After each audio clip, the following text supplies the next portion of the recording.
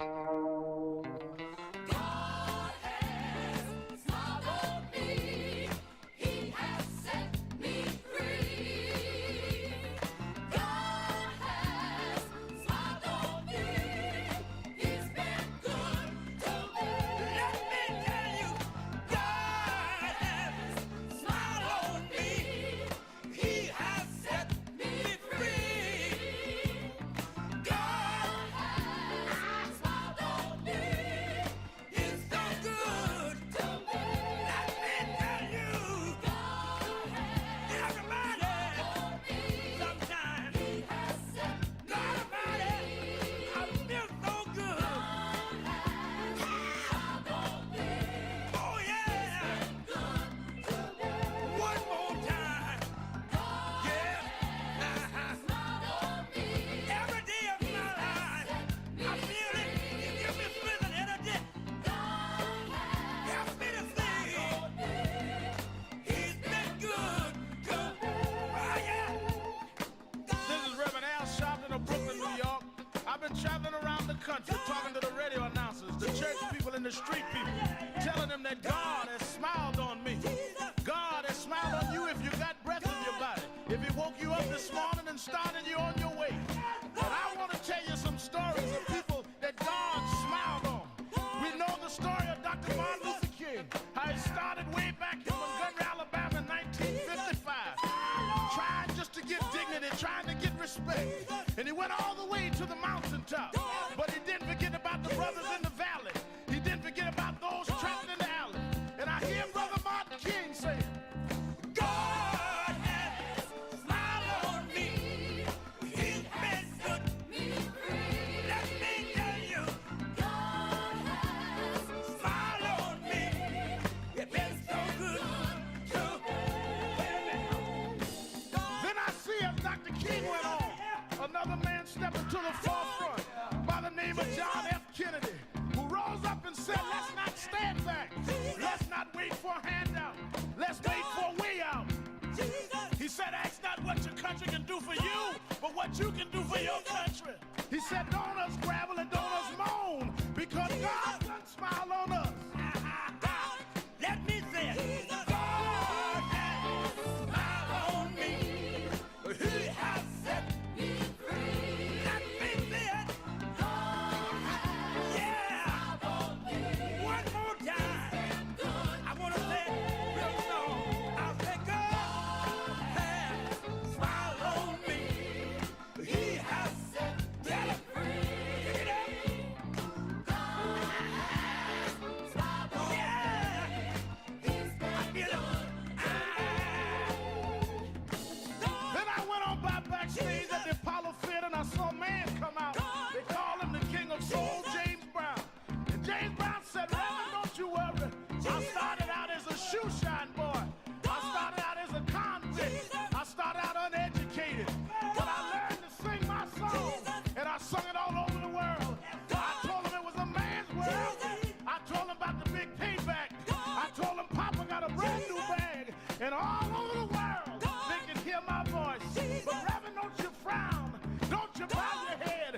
Tell him what you told me, Brother Brown. God has smiled on me. He has set me free. Yeah. Oh, yeah. I want to scream, y'all. I want to scream, y'all. God has smiled on me. He has set me free.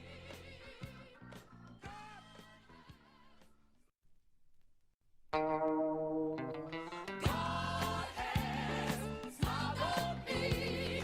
He has set me free. God has smiled on me. He's been good to me. Let me tell you, God has smiled on me. He has set me free. God has smiled on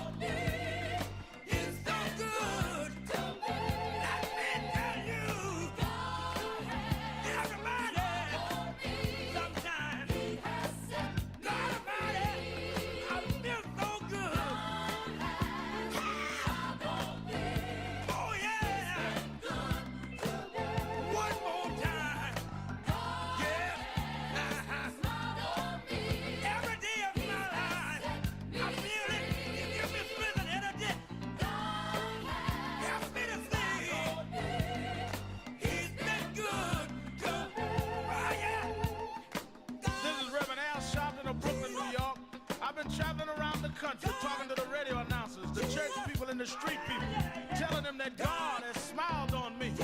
God has smiled on you if you got breath in your body. If he woke you up this morning and started you on your way. And I want to tell you some stories of people that God smiled on. We know the story of Dr. Martin Luther King, how he started way back in Montgomery, Alabama in 1955, trying just to get dignity, trying to get respect. And he went all the way to the mountaintop. But he didn't forget about the brothers in the valley. He didn't forget about those trapped in the alley. And I hear Brother Martin King say, God has smiled on me. He's been good to me. Let me tell you, God has smiled on me. It's been so good to me. Then I see as Dr. King went on, another man stepped into the forefront by the name of John F. Kennedy, who rose up and said, let's not stand back. Let's not wait for a handout. Let's wait for a way out. He said, ask not what your country can do for you, but what you can do for your country. He said, don't us gravel and don't us moan, because God done smile on us. Let me say it. God has smiled on me. He has set me free. Let me say it. Yeah. One more time. I want to say it real slow. I'll say God has smiled on me. He has set me free.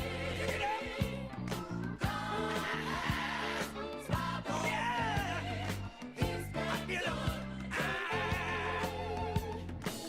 Then I went on by backstage at the Apollo Theater and I saw a man come out. They call him the King of Soul, James Brown. And James Brown said, Reverend, don't you worry. I started out as a shoe shine boy.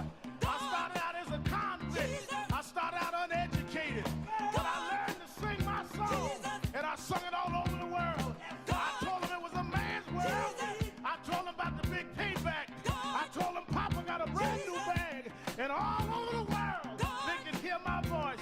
But Reverend, don't you frown. Don't you bow your head.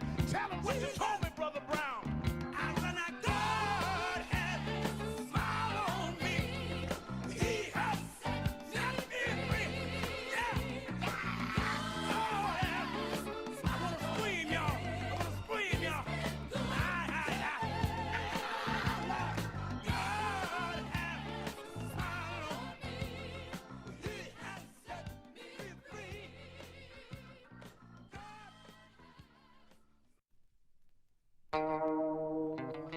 God has smiled on me. He has set me free. God has smiled on me. He's been good to me. Let me tell you, God has smiled on me. He has set me free. God has smiled on me. He's so good to me. Let me tell you, everybody, sometimes, nobody, I feel so good. Oh yeah, one more time, yeah. Every day of my life, I feel it. You give me strength and energy. Help me to sing. He's been good to me. Oh yeah. This is Reverend Al Sharpton of Brooklyn, New York.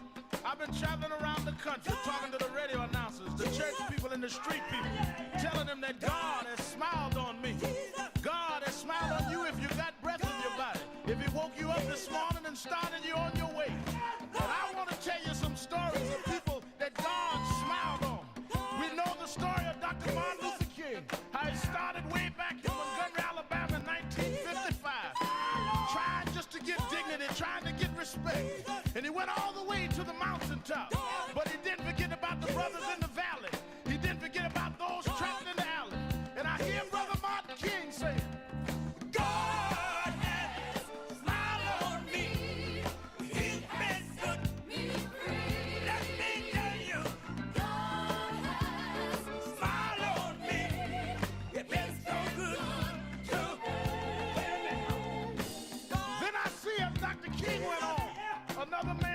to the forefront by the name of John F. Kennedy, who rose up and said, let's not stand back. Let's not wait for a handout. Let's wait for a way out. He said, ask not what your country can do for you, but what you can do for your country. He said, don't us gravel and don't us moan, because God done smile on us. Let me say it. God has smiled on me. He has set me free. Let me say it.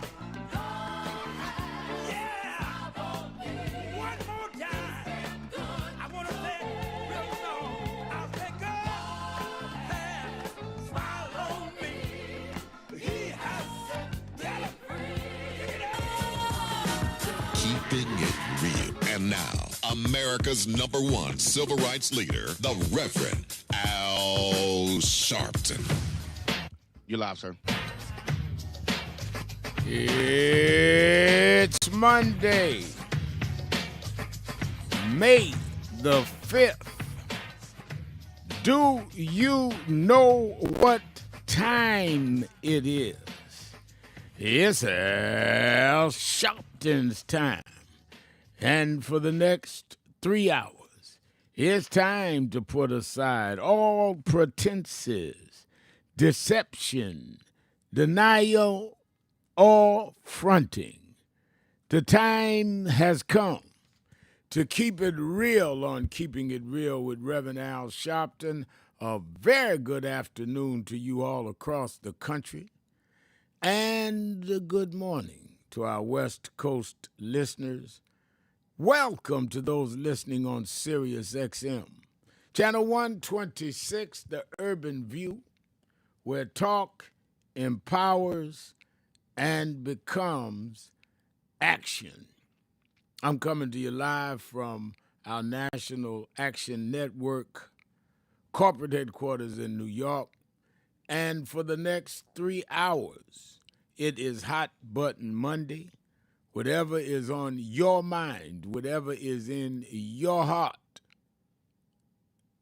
all you have to do is call me at 1-877-532-5797, 1-877-532-5797, or twitter.com, The Rev Al, twitter.com, The Rev Al. Well, a lot is happening this weekend since we talked on Monday. One is that we see that the Trump administration has asked the Supreme Court to let Doge have access to Social Security systems. The Trump administration has filed an emergency appeal asking the Supreme Court to allow Elon Musk's Department of Government Efficiency, known as Doge, access to sensitive Social Security records. These databases contain detailed personal data on millions of Americans, including financial, medical, and school records. The administration claims this access is vital to identify and eliminate government waste. Now, I do not understand any way, shape, or form why Elon Musk and Doge needs all of our personal information. And I can imagine some stuff, none of it good. I'll leave it there for a minute. The Federal Privacy Act kicks in here to help block that. We also see that Trump continues to slip in the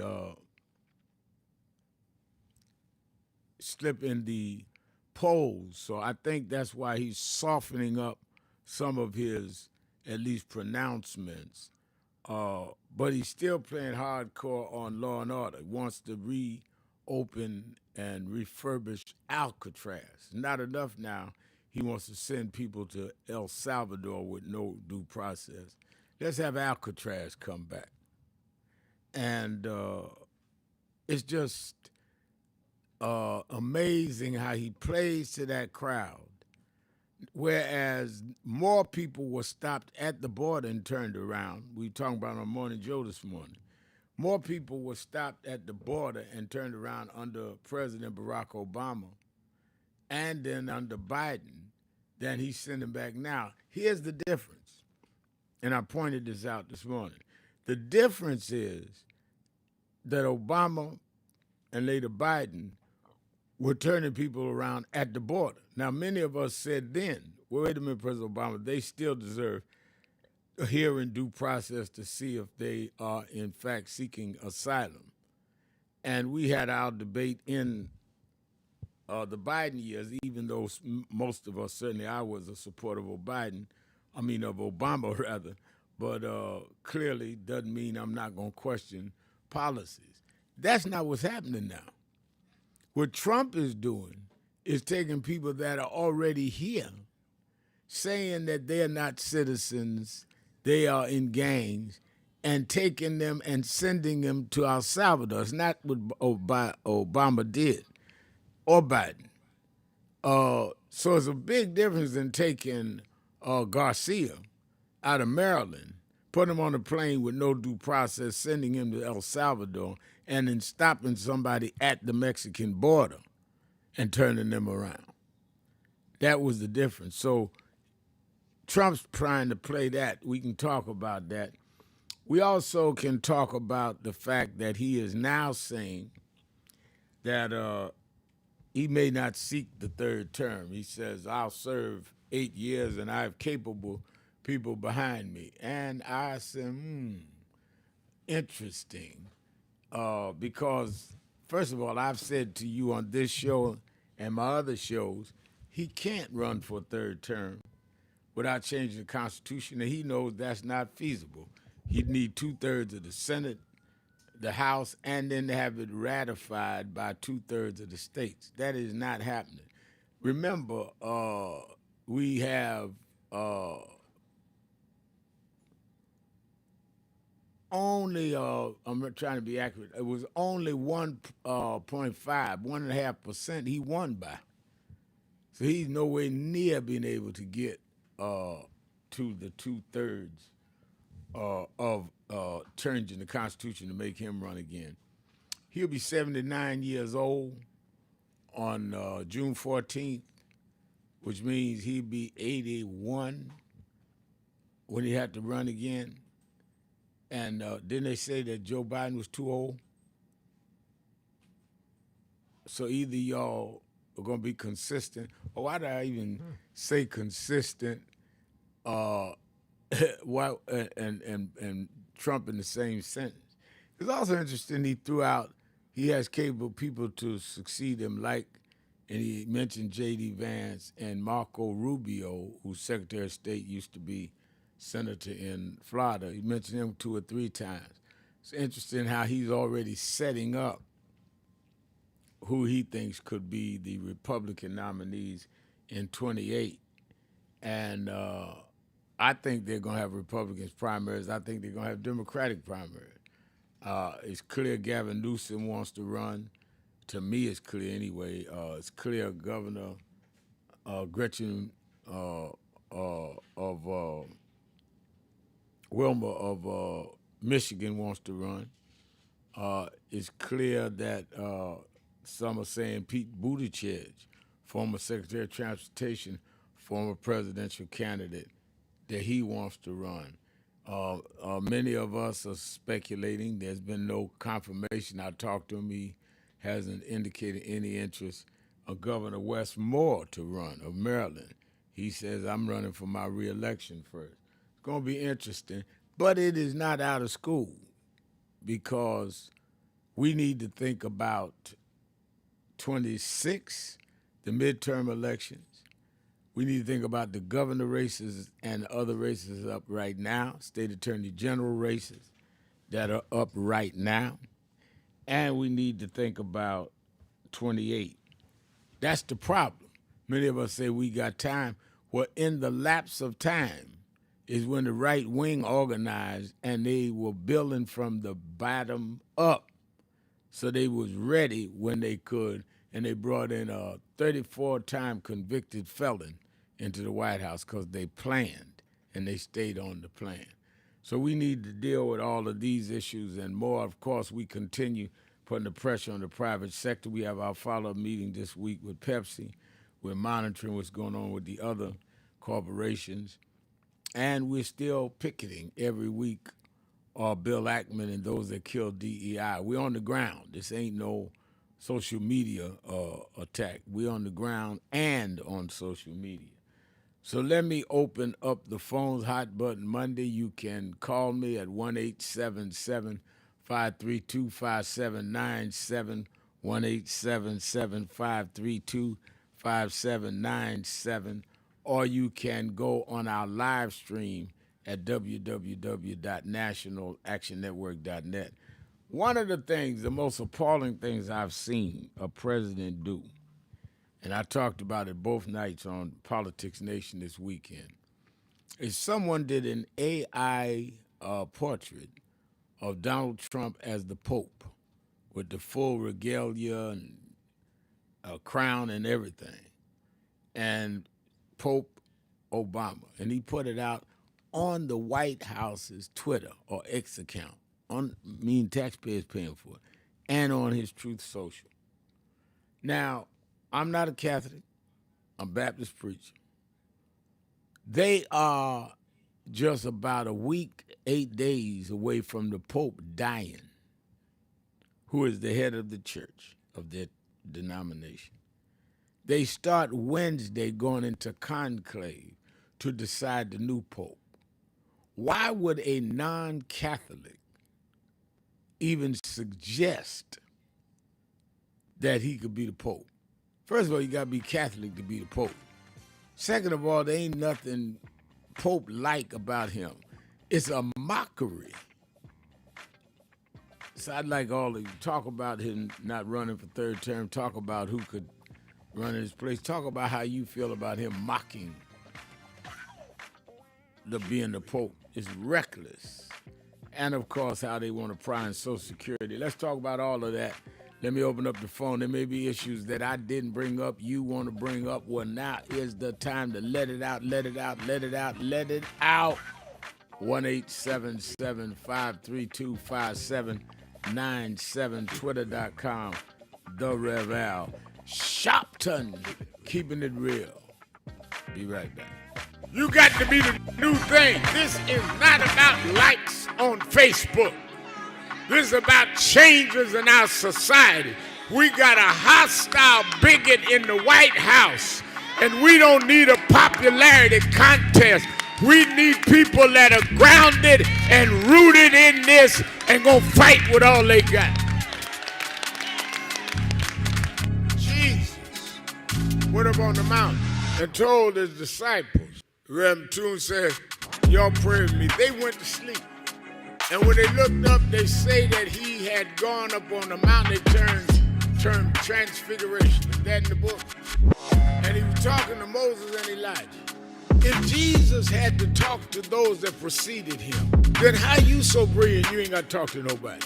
So as we embark on dealing with this DEI fight, I wanted to read, I studied all week, what would Dr. King be saying? What would Reverend Jackson be saying? That's what we do. This ain't a Sharpton thing or whoever thing. This is a thing in continuity. If Dr. King can shut down the Montgomery bus boycott when we couldn't even ride the front of the bus, if Jesse Jackson could take on major corporations before we had cell phones, then we in our day can take these companies that want to say no DEI and shut them down because we come out of a tradition and a lineage that can do that.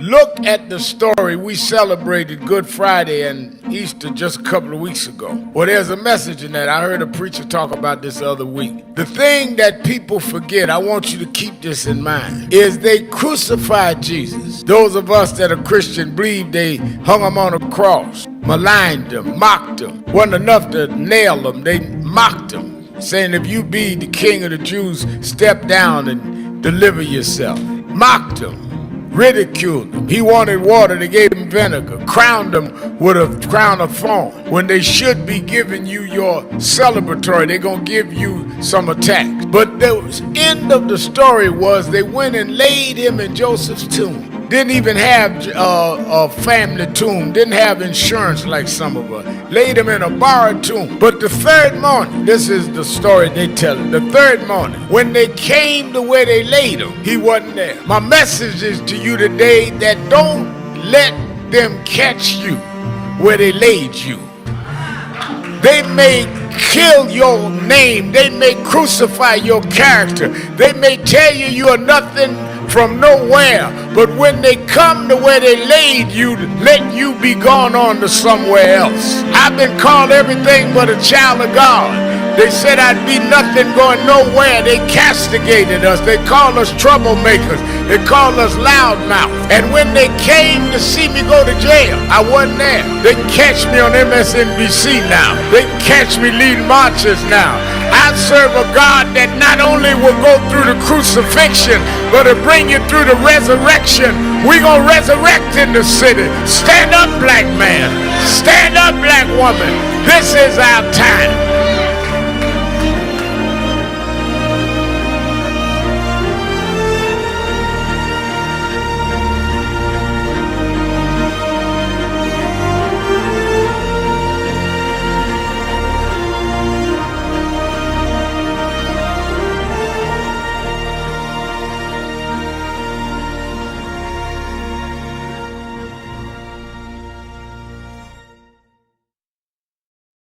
Thank you for joining us for Weekdays Live with Reverend Al Sharpton. Take the time to share this broadcast right now. Tell your friends it's time to keep it real with Reverend Al. Comment your questions now in the chat or call Reverend Al Sharpton directly on air at 877-532-5797. Now stay tuned for Reverend Al. This is Reverend Al Sharpton. As you watch the broadcast, support National Action Network. Go to www.nationalactionnetwork.net and be involved. You can join, take your membership right online. www.nationalactionnetwork.net. Getting ready to start the program, but we need you to be part of the movement.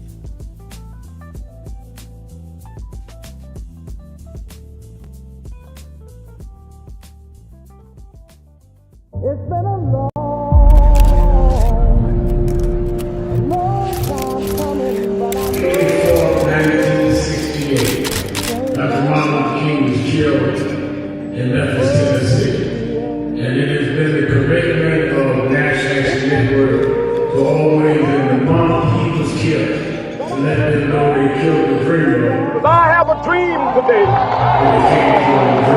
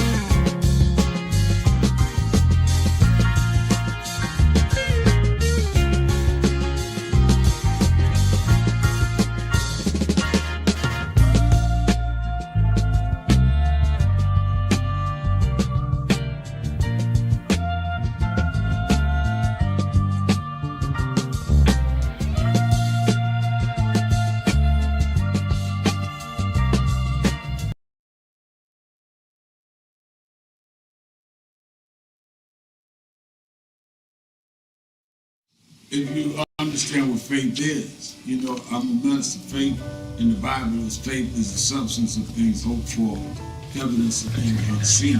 If you can figure it out, if you have a guaranteed result, if you have a planned strategic course that won't fail, that's not faith. Faith is when you can't figure it out, but you know it's right, and you're going to do it anyhow. even if you risk losing, even if you risk ridicule. That's faith. And that is what has been the basis of my activism, is faith, that I believe if you do what's right, it will end up right. So I was born and raised in Brooklyn, New York. My mother was from Dothan, Alabama. Father was from somewhere near Daytona Beach, Florida. Wabasset, I think was the name of the town. They grew up in rigid segregation. They couldn't vote, had to sit in the back of the bus. They came north as part of the migration, thinking they'd find a better way up north. They didn't know each other, of course, met in New York, got married, had 2 kids. I was the youngest kid. Their youngest son lived to be one that sat on the stage when the first black president was elected. To go in one generation, from them not being able to vote, till 2 generations later, their son is working with President Obama, gives me faith. Because they could have said in Alabama, this will never change. It did. It did because people didn't accept it. And just as I told my mother, I wasn't able to be thrown down to I'm your host, Reverend Al Sharpton. And let me say, and I said this on Politics Nation last night, that the big cultural event among the elite and entertainment and all that,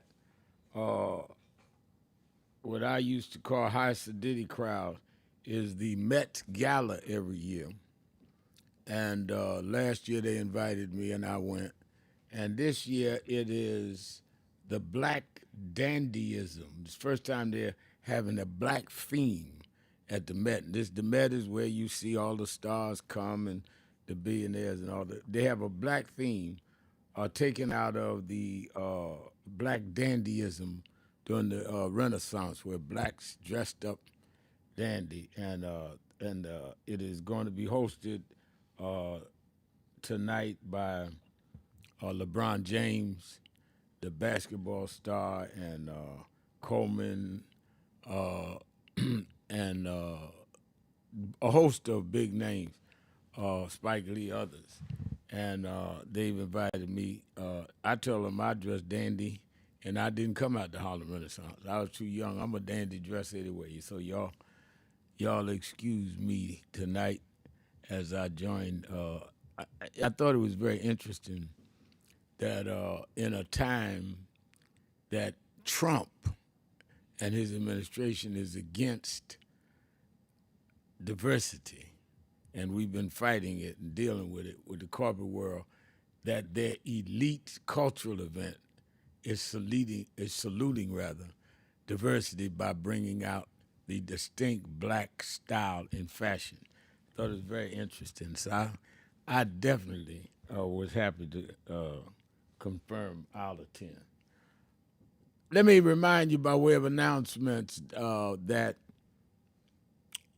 every Saturday and Sunday, watch Politics Nation with Al Sharpton live at 5 p.m. Eastern Time, MSNBC. This weekend we had top-ranking Democrat in budget in the Senate, and then the day before, Saturday, we had the top-ranking person in the budget committee in the House of Representatives. Tell us what is really in this bill. What about Medicaid? What are they trying to reconcile?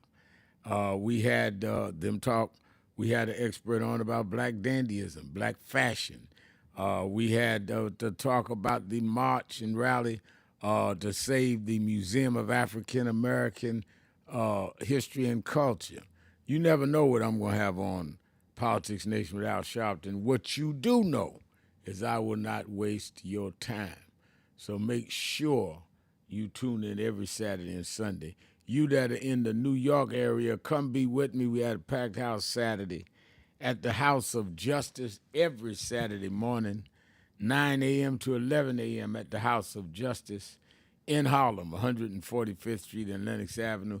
This past Saturday, we had the black woman running for mayor, New York City Council President Adrian Adams, and we had the New York State Attorney General, Letitia James. Tish James was in the house. She rocked the house, too. You never know who's going to show up on Saturday morning.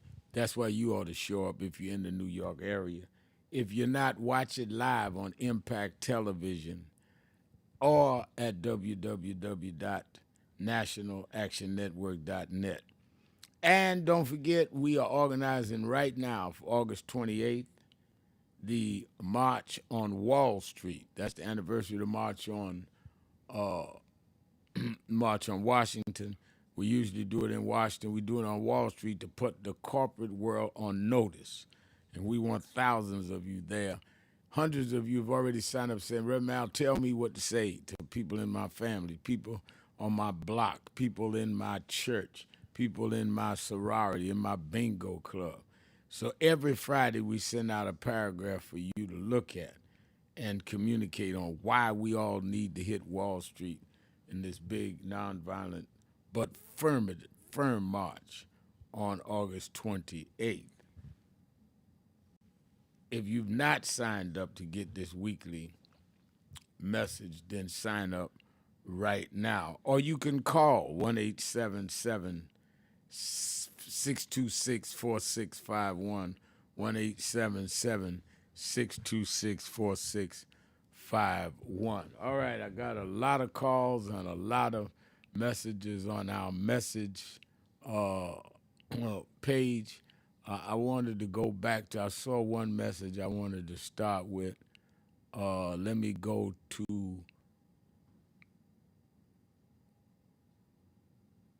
all right, you got to clear the bottom for me to see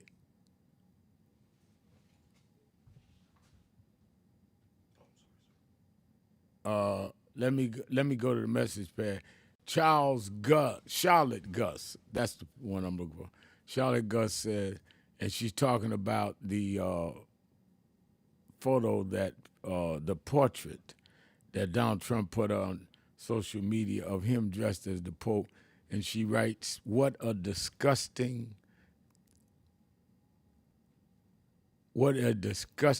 to do. God is not pleased with this stupid stunt. I agree with you, Charlotte. That's why I brought it up. I mean, I'm not even Catholic. I'm insulted. James Thomas says, Trump says he has no power to bring home Brother Garcia, but he sure had the power to pardon January 6 criminals. Such a liar, that man. No better words have been said, Brother James. Happiness Donut says, Black Dandy style, have a great time, Rev, at the gala. You deserve it. Well, I'm going to stand, especially on this one, I'm going to stand up and do what I need to do. And Ayatunde Garrett says, good afternoon, Reverend Al. Hope you're able to get some rest this weekend. I'm here for the afternoon. Well, I work weekends. I do my TV show both Saturdays and Sundays. I do the Saturday morning rally where I give the keynote sermon and preach somewhere every Sunday and do my syndicated FM radio show Sunday morning. So on a slow weekend, I'm doing 5 public appearances that I got to study and be prepared for. But you know what? I appreciate you saying that, but I'd rather be busy than bored. Let me go to the phones. Let's start with Jacob in Philadelphia, Pennsylvania. Jacob, you're keeping it real with Al Sharpton. Peace be unto you, Reverend Al, and to your audience, I could say good morning and good afternoon, man. That's something else. But, yes, you know, Reverend Al, I watched the Politic Nation Saturday and Sunday on MSNBC. Excellent program, man. But I just love what you did when you talked about that Met Fashion Gala. Because, you know, Reverend Al, if it wasn't for some entertainment, man, with the stuff that we see going on in politics, we would turn to stone. Yeah. You know, we need, but look, you know, you'd be sharp anyway, but was that a custom-made tux you had on there? That? Yeah. I think they showed a picture of you in the that was last year at the man. Met Gala, and a designer, Aisha McShaw, designed that, and she's designed what I'm gonna wear tonight, and she's excellent at what she do. We've been tight a long time, but she's a designer, and a lot of black designers are doing the Met Gala this year, which is why I saluted Anna Wintour and them for having this in the face of Trump saying no diversity. So, but thank you for your call. Let me go to Jerry in Cincinnati. Jerry in Cincinnati, you're keeping it real. Let's go to break. Let's go to break, sir. Let's take the break, and we'll come back to Jerry. Keeping it real. Sharpton. Be right back. Where families Sorry are about that, getting sir. evicted, where our kids are safe, where homeownership and entrepreneurship is within You know, when I got reach. off radio And that'll today, I be was a talking better in the deal office. for black New Yorkers. Things had But slowed down a little bit. We've been speeding all day on Good Friday. Had to preach, had to do Morning Joe. So I was talking to my youngest daughter, Ashley, and she was saying, Dad, you got to hear this sermon that Reverend Keon Henderson preached at Bishop T.D. Jake's church. She said, brought tears to her eyes, asking the right question. And I said, really? So in the middle of her telling me, I got him on the phone and let her tell him, and talked about young, dynamic preacher. You know, his heart is right, activity is right. He's in a different vein of ministry to me. He's not the marching, picketing kind, but he speaks truth to power. And it means a lot for sometimes people that they don't think is watching you, for you to let them hear from you. And I know how it means to me when I think, wow, they watch what I'm doing. So that's why I called Keon Henderson a great preacher, and his wife, great ministry. And again, they ain't civil rights leaders, but they certainly faith leaders of this coming generation, and they stand alone. I'm gonna let you hear some of my conversation. I told them that I was gonna tape some of the conversation. He ain't done 1,000 times. You all right? Everything good? Yeah, everything's good. What is crazy is literally last night I preached in Chicago, and the first 15 minutes of the conversation was about you. Just yesterday. Are you serious? Yeah, we were. You know how you sit at the table, everybody started going through the Instagram, and I saw that you had the meeting with the CEO of Target. So right. They was telling me what did I think. I said, let me tell you what I think. I think this man is the smartest man on earth because he made sure not to smile. But if he let him smile, but he brought his game face, he gonna get whatever he trying to get done, he gonna get done. Well, I'm gonna say you said I'm gonna put that on Instagram. Okay, keep filming us. I'm gonna put that out there. And I talked to my brother about this sermon he preached. Everybody needs to watch Keon sermon at Potter's house and touch Ashley's heart. So I called him, and he just happened to commend me on what we're doing with Target and others. But he's a good brother. I just wanted to holler at you. Love you so much. All right, give my regards to your wife. All right, take care. All right. We gotta stop this competition. We gotta stop trying to outdo each other. The truth is, you are graced for a lane that I'm not even qualified to run in. I can't beat you doing you. I step out of this pulpit and come to your house, I lose because I'm not anointed for that house. You are graced for the lane you're in. And stop watering yourself down because people can't handle you at 100 proof. You got to be who you are on every day of the week. And oh Lord Jesus, let me stop.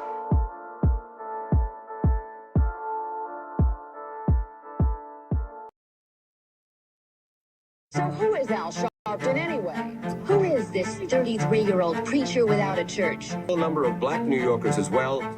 He is little more than a pudgy exhibitionist who can be counted on to show up, bullhorn in hand, at every racial incident.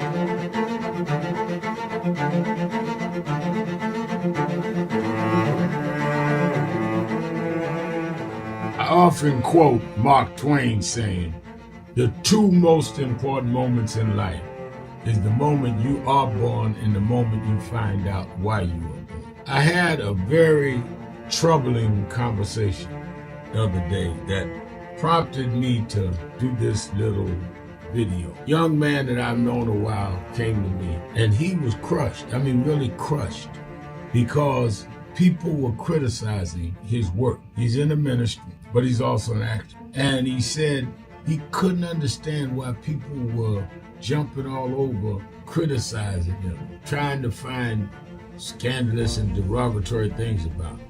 And I told him, I said, You know, you very young. You don't know the road I've traveled.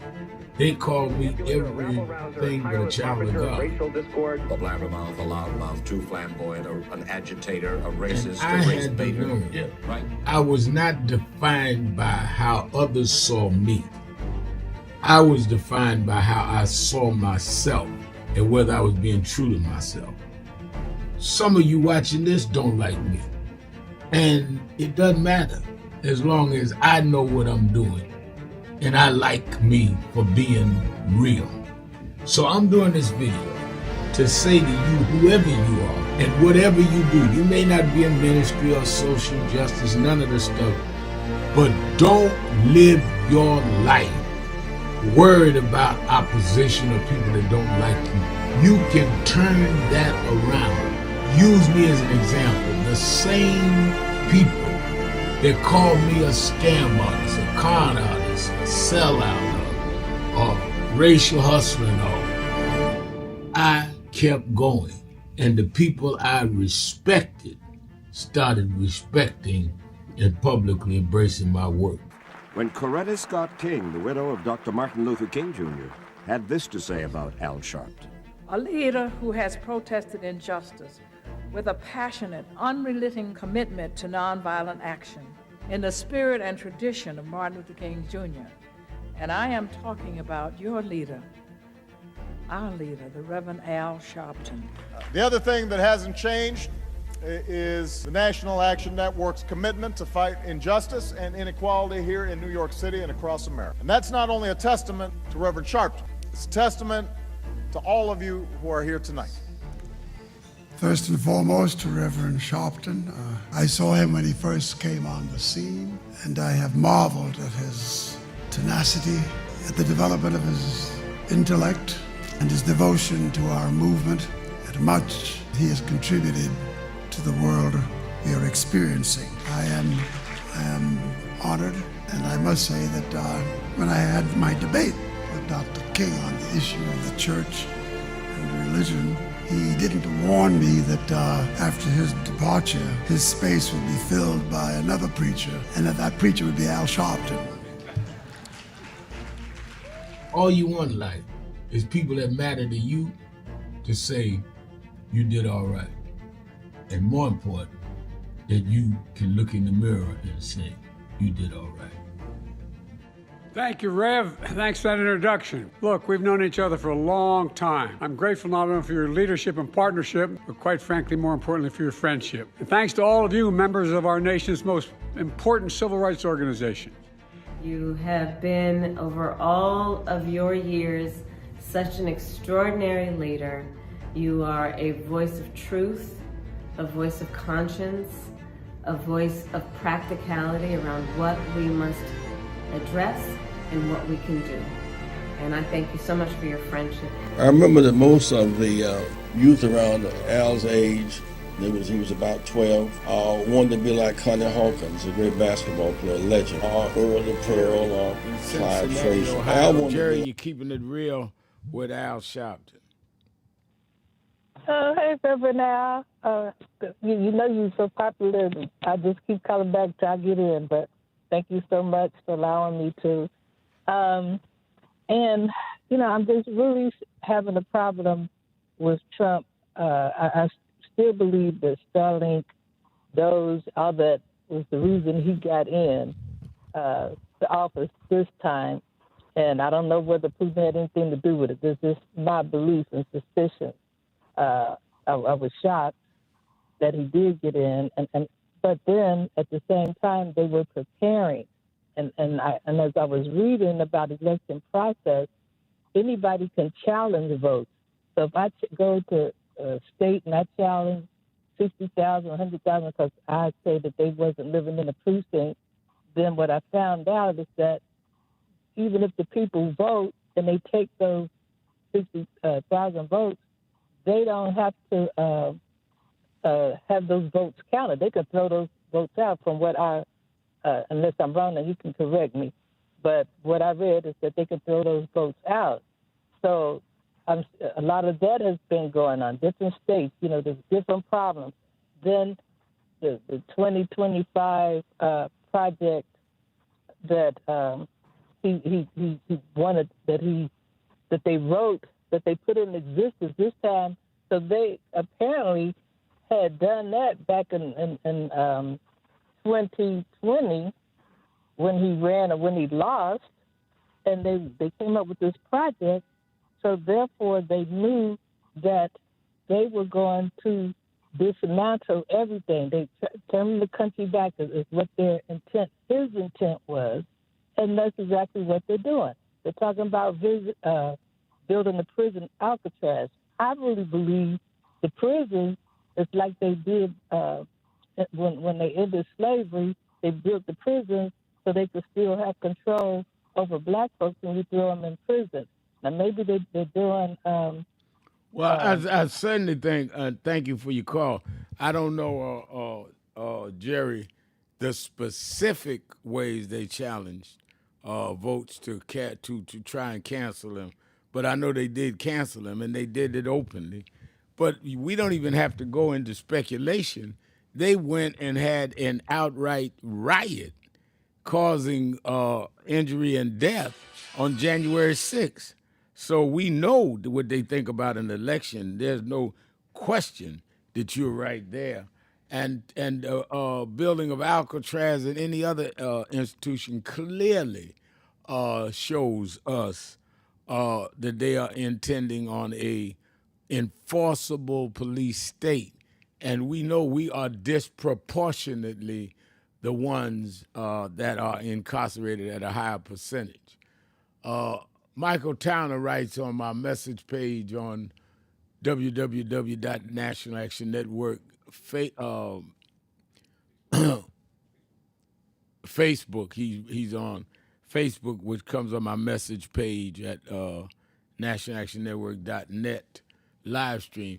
He says, I noticed on Facebook that Canada has African Canadian museums that were created as a result of the Underground Railroad.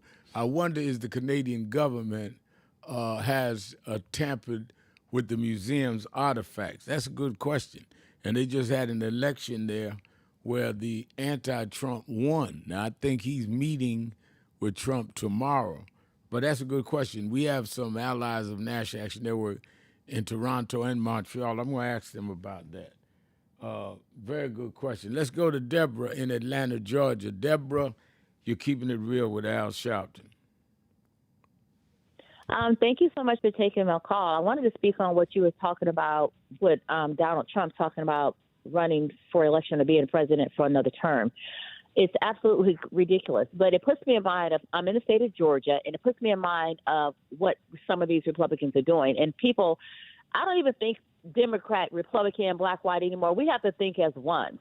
We have to see what they're doing and stop these actions, because we're seeing a lot of protesting now. That's because you voted outside of your interest. So let's get smarter at this. Let's come together, because we cannot have these individuals who are Republicans in charge of the United States of America. So that's why we have slipped, and we're slipping fast. So I want to talk about the state of Georgia. Right now we have Chris Carr. Chris Carr is the office of the Attorney General in the state of Georgia, and he's been there for 9 years. We are number 2 in human trafficking, y'all. We didn't start at number 2 when he started in 2016.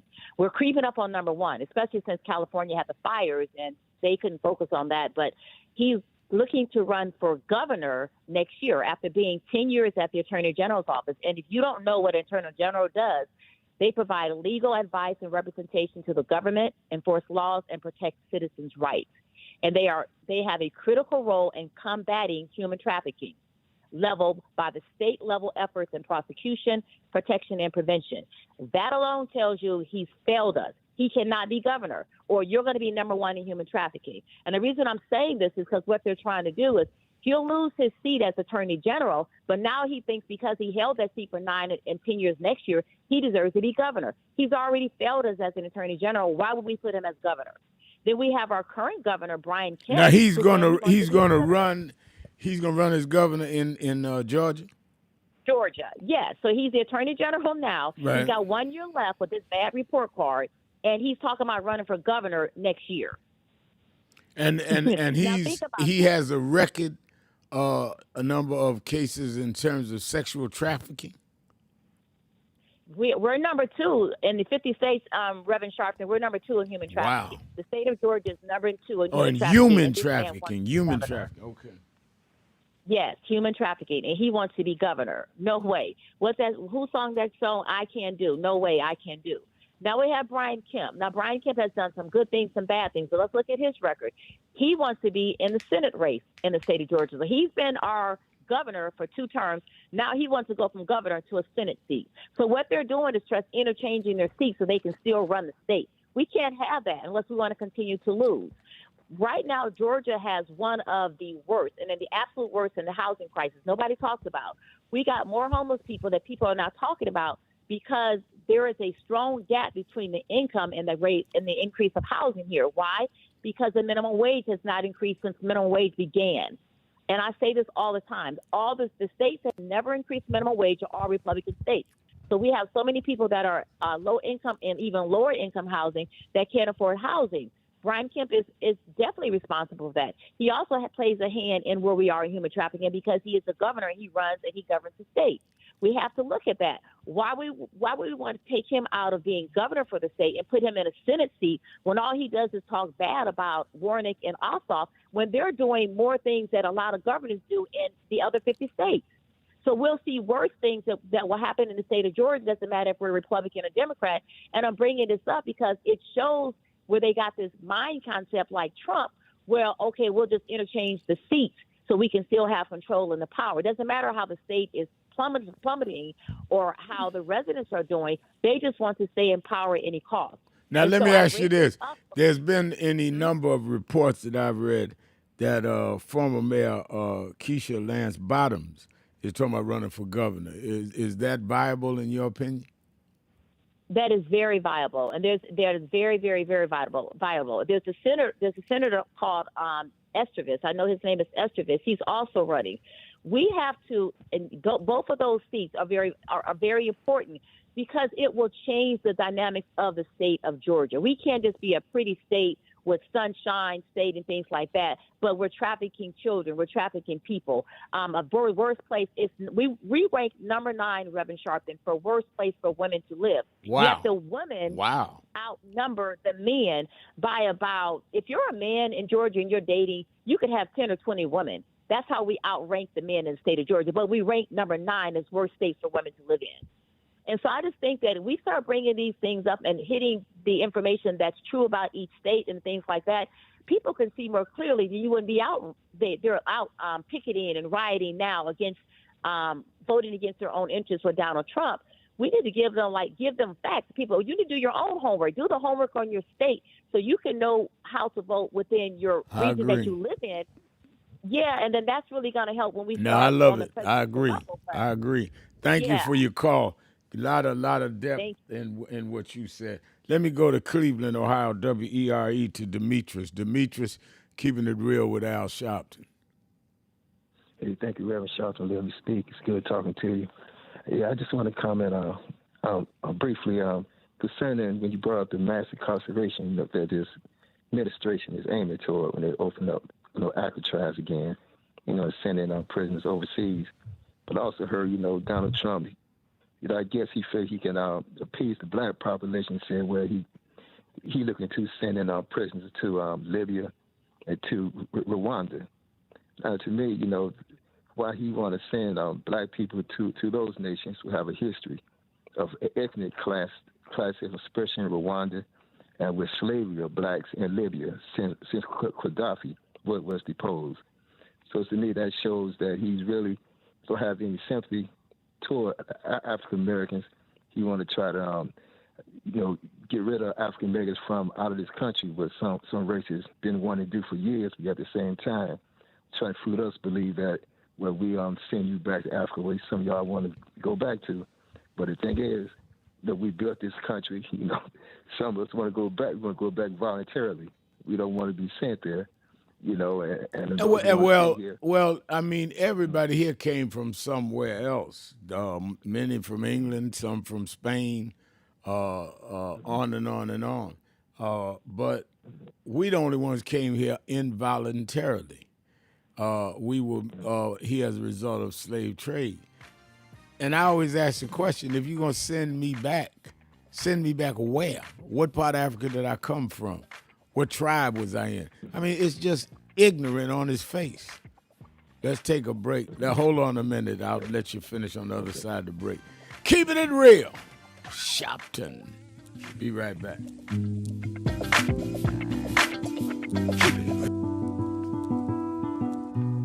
I had a thought this morning that I want to share with you about mentorship.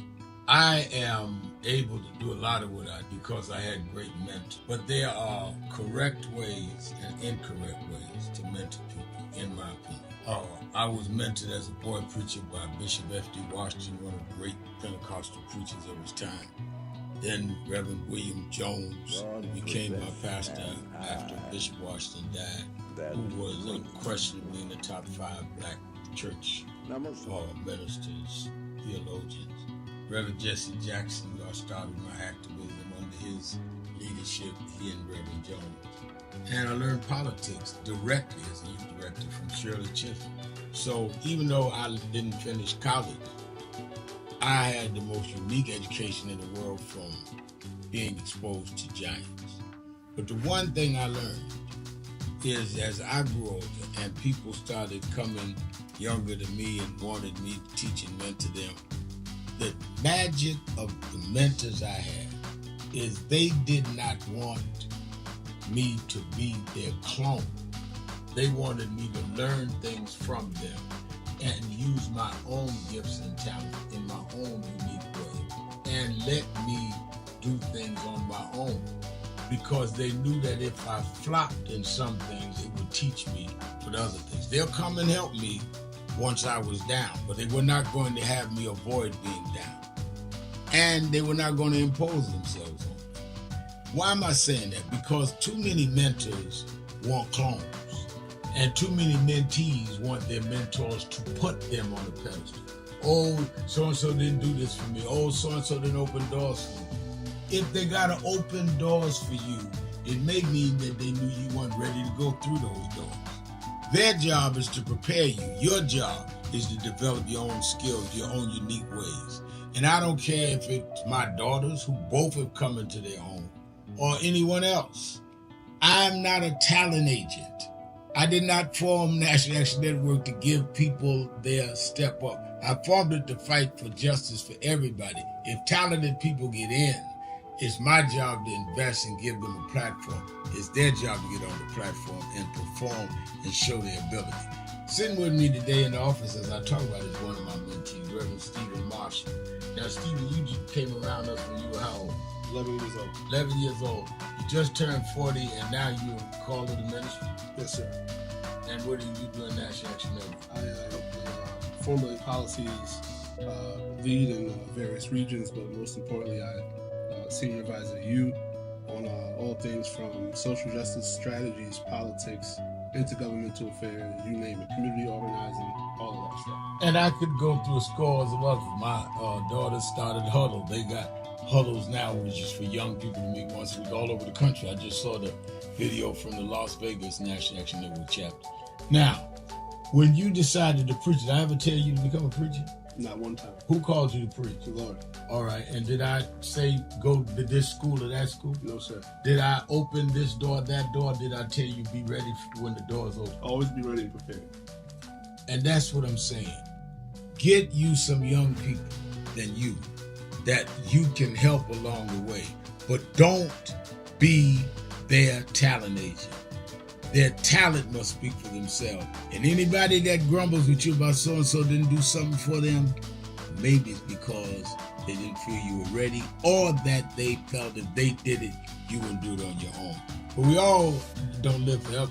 I want the next generation to speak of me, of National Action Network, and others, the way I speak of Reverend Jones and Bishop Washington and Shirley Chisholm and Reverend Jackson.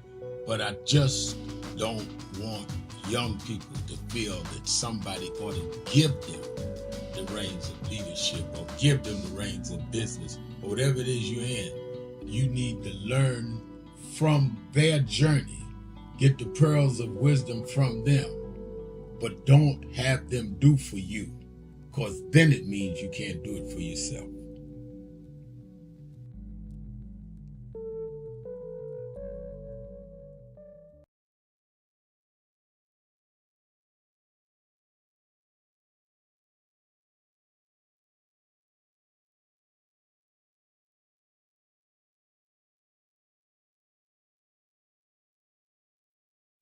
If you understand what faith is, you know, I'm a minister. Faith in the Bible is faith is the substance of things hoped for, evidence of things unseen. If you could figure it out, if you have a guaranteed result, if you have a planned strategic course that won't fail, that's not faith. Faith is when you can't figure it out, but you know it's right, and you're going to do it anyhow, even if you risk losing. Even if you risk ridicule, that's faith. And that is what has been the basis of my activism, is faith. That I believe if you do what's right, it will end up right. So, I was born and raised in Brooklyn, New York. My mother was from Dothan, Alabama. Father was from somewhere near Daytona Beach, Florida. Wabassin, I think was the name of the town. They grew up in rigid segregation. They couldn't vote, had to sit in the back of the bus. They came north as part of the migration, thinking they'd find a better way up north. They didn't know each other, of course, met in New York, got married, had 2 kids. I was the youngest kid. Their youngest son lived to be one that sat on the stage when the first black president was elected. To go in one generation, from them not being able to vote, till 2 generations later, their son is working with President Obama, gives me faith. Because they could have said in Alabama, this will never change. It did. It did because people didn't accept it. And just as if I had told my mother, if I was an angel and had flown down to Dothan, Alabama in 1950, or whatever year she moved north, and told her there's going to be a black president one day, she would say I was crazy. You got to be able to see what's not apparently there and make it happen.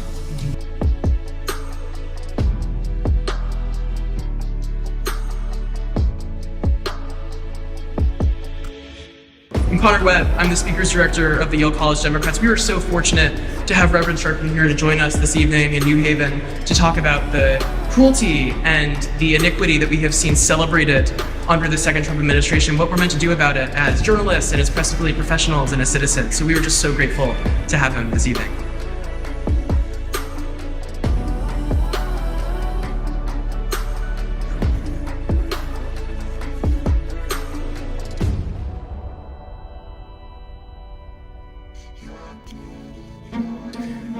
Look at the story. We celebrated Good Friday and Easter just a couple of weeks ago. Well, there's a message in that. I heard a preacher talk about this the other week. The thing that people forget, I want you to keep this in mind, is they crucified Jesus. Those of us that are Christian believe they hung him on a cross, maligned him, mocked him. Wasn't enough to nail him. They mocked him, saying if you be the king of the Jews, step down and deliver yourself. Mocked him. Ridiculed him. He wanted water, they gave him vinegar. Crowned him with a crown of thorn. When they should be giving you your celebratory, they're going to give you some attacks. But the end of the story was they went and laid him in Joseph's tomb. Didn't even have a family tomb. Didn't have insurance like some of us. Laid him in a borrowed tomb. But the third morning, this is the story they tell. The third morning, when they came to where they laid him, he wasn't there. My message is to you today that don't let them catch you where they laid you. They may kill your name. They may crucify your character. They may tell you you are nothing from nowhere, but when they come to where they laid you, let you be gone on to somewhere else. I've been called everything but a child of God. They said I'd be nothing going nowhere. They castigated us. They called us troublemakers. They called us loudmouth. And when they came to see me go to jail, I wasn't there. They catch me on MSNBC now. They catch me leading marches now. I serve a God that not only will go through the crucifixion, but will bring you through the resurrection. We're going to resurrect in the city. Stand up, black man. Stand up, black woman. This is our time.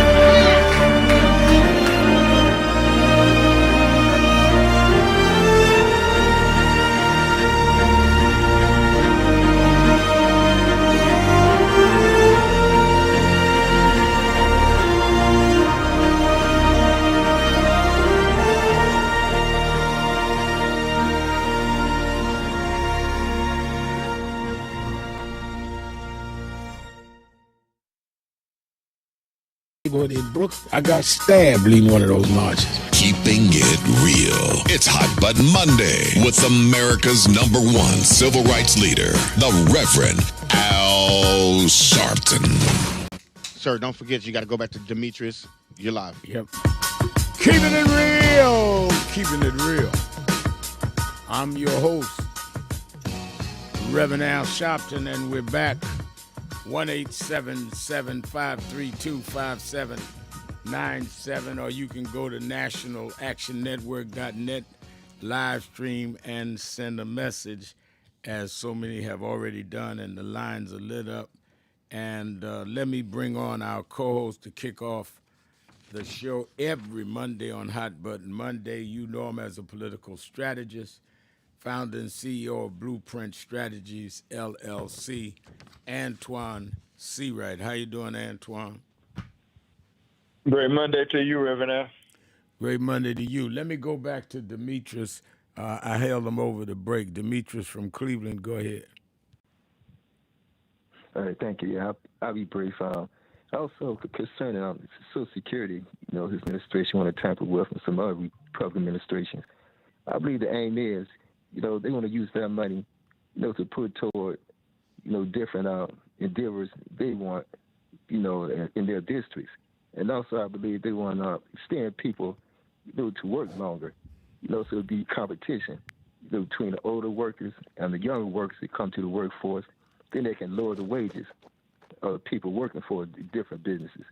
They don't have the respect that when people get older, they may have health problems so they can't perform certain duties. So to me, it's going back to a time when people work in sweat factories. They worked until they almost couldn't move no more. And then after they couldn't work no more, they pretty much had to stay in home. They were sometimes handicapped. They couldn't enjoy life. So to me, it's really imperative that we keep Social Security, for people to retire so they can retire at a decent age so they can enjoy life. Also for those who depended on it, when their family members deceased, so the children have some income coming in and spouses have money coming in. And also and see, I think this goes to core issues, which frightened a lot of Americans into voting for Trump when he made promises he couldn't keep. When we talk about this and really delve into it, Antoine, when you mess with the Social Security and even flirt with that may be on the table, and people have paid into it, when you tamper with the markets with these tariffs and 401ks that people are dependent to retire on becomes less valuable when the stock goes down where their 401ks have been paid. I mean, we're talking about people that plan to live the next 20 years on their Social Security, on their retirement plan, that all of that could be wiped out in the whim of a narcissistic president, Antoine. Well, Red, when they talk about privatizing any of these programs, and by the way, these are earned benefits. Americans have worked hard to earn these things. This is contrary to what Republicans go on Fox News and say. This is not some government handout for people sitting around doing nothing. Americans have earned this. But when we talk about privatizing these things, we put these programs in the hands of people who are basically making decisions based on their gut check. But we talk about the government sustaining these earned programs. It's important, and I think the federal government has an obligation to do that. Americans are living longer. There's more medication, more innovation in the country, and we have an obligation to take care of people who's taking care of this country. The scary part about it, Rev, is that this president faces no political consequence, and Republicans in the Congress, who are supposed to be the checks and balance, have no spine, so they will not check him or Project 2025 going after Social Security, Medicare, and Medicaid, and that's a sad state of affairs. Demetrius? Yes, I agree, because also when they privatize, people retirement, sometimes you be at the whims of the bank or the different corporations. They can have a policy that say, where you agree to the terms, or you can't withdraw your money to a certain point, or they'll penalize you for withdrawing your own money. So in a way, that makes the institution richer with the penalties they put on people. Where this company, Social Security, come through without any type of stipulations. So I believe it's a business move to help enhance, the banks and the different entities that control the money. It's not, built for the retired workers. It's built for the businesses that can control the funds. And lastly, concerning Donald Trump, if you say he might not run again, he has some people to follow him, after his term. I believe the damage he's going to do to this country is going to be difficult for any Republican to be elected, after his term is over. Yeah, I agree, but I think we can't take granted for granted. But thank you for your call. Antoine, you're the political strategist. What is the political calculation of now Trump, and talking to Christian Welker yesterday, said, well, I'm going to do my 4 years, and we have great guys coming behind me. And he named Marco Rubio a couple of times and J.D. Vance. Is there a political calculation in this, in your opinion, or is Trump just trying to, bob and weave through an interview? Well, I think he's bobbing and weaving through an interview. Our grandparents would say, Real, he's shucking and jiving, because the truth of the matter is he had to authorize those 2028 merchandise to be sold, number one. Number two, he has personally flirted with the idea of running for president again. Thirdly, he's talking about not having another election publicly in this country. So I think what Trump does is speaks for the moment, but we have to also, we've got to get to the root of everything he says. And quite frankly, Rev, what I saw in that interview, and I think Americans saw this too, was that was a lot of distraction in that interview from what was going on.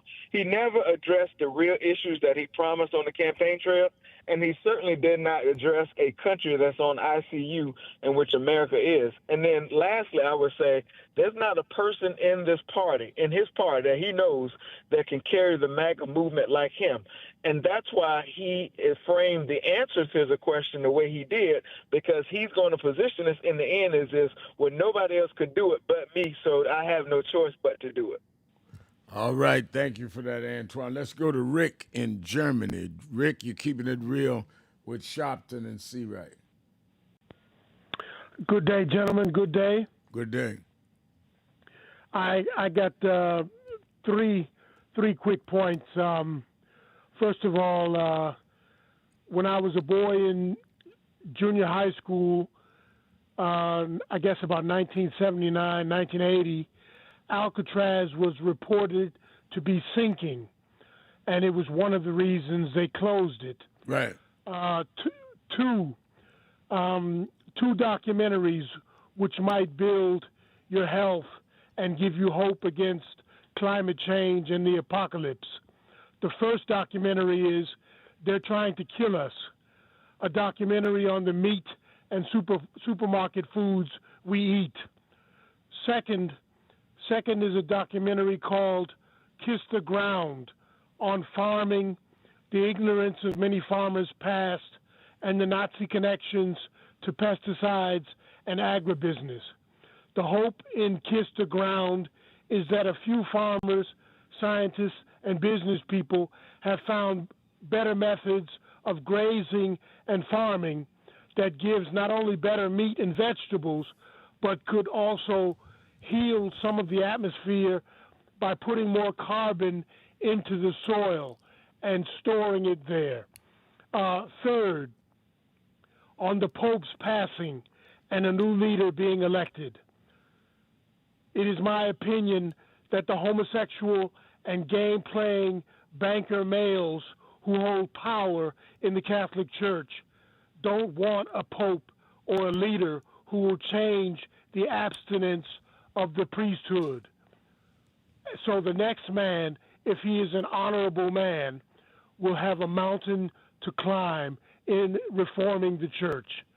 I'm done, fellas. All right, thank you for your call. I brought up on Politics Nation last night and Saturday night, Antoine, and I brought up on the show today how disgusting and reprehensible it was for the president to post on the White House X Twitter page and his own page a AI photo of him dressed as Pope.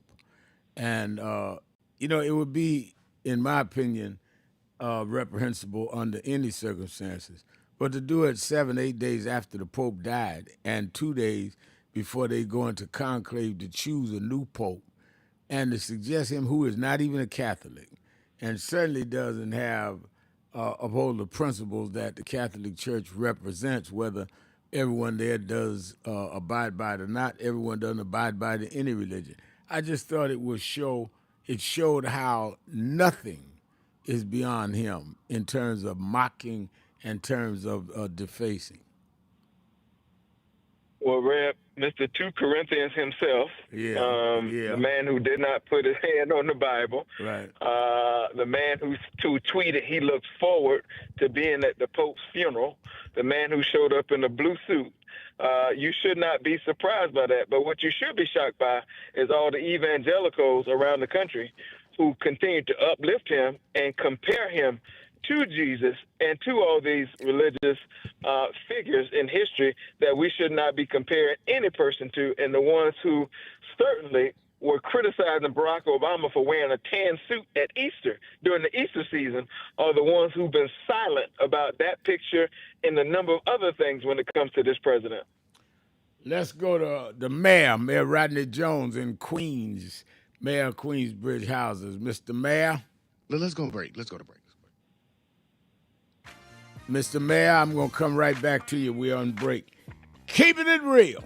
Sharpton. See right. Be right back.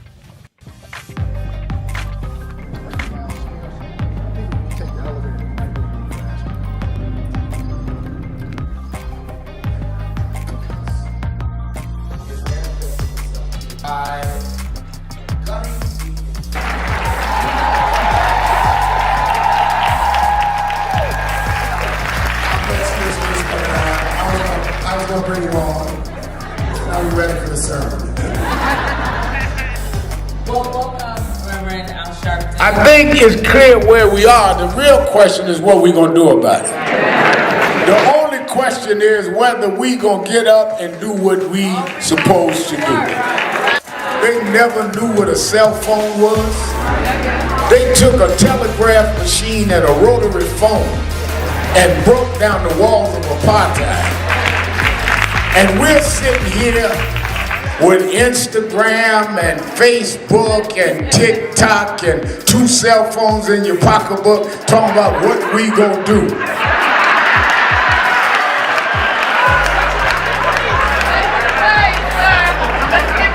Something is weak and wrong with us. If we got 17 ways to communicate and they only had one way, yet they could pack out rallies every night. They could shut down bus companies. You got 17 ways, got 4 different cell phones, and can't get 5 Negroes together for a meeting. And we must have the self-respect. This ain't about whether you are militant or moderate. It ain't about what organization you do. You have enough respect for yourself that you're not going to treat me like this. We built this country. We shed blood for this country. We put it on our back. You're not going to do that to us in 2025.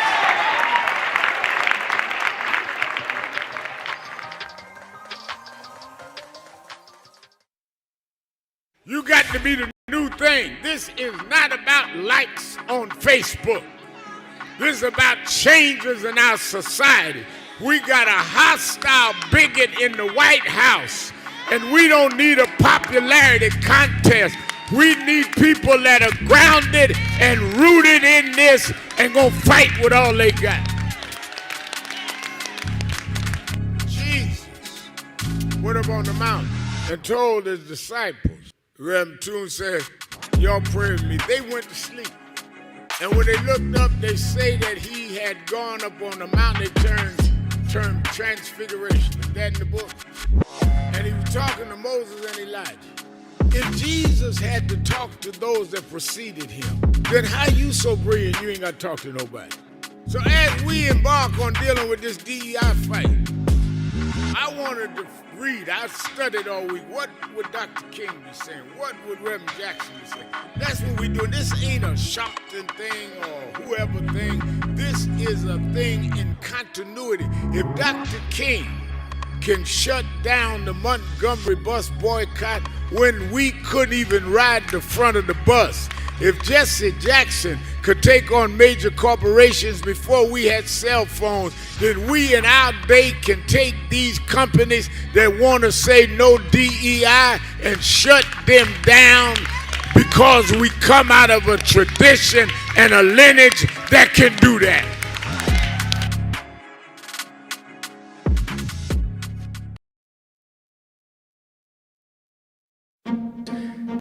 Look at the story. We celebrated Good Friday and Easter just a couple of weeks ago. Well, there's a message in that. I heard a preacher talk about this the other week. The thing that people forget, I want you to keep this in mind, is they crucified Jesus. Those of us that are Christian believe they hung him on a cross, maligned him, mocked him. Wasn't enough to nail him. They mocked him, saying if you be the king of the Jews, step down and deliver yourself. Mocked him.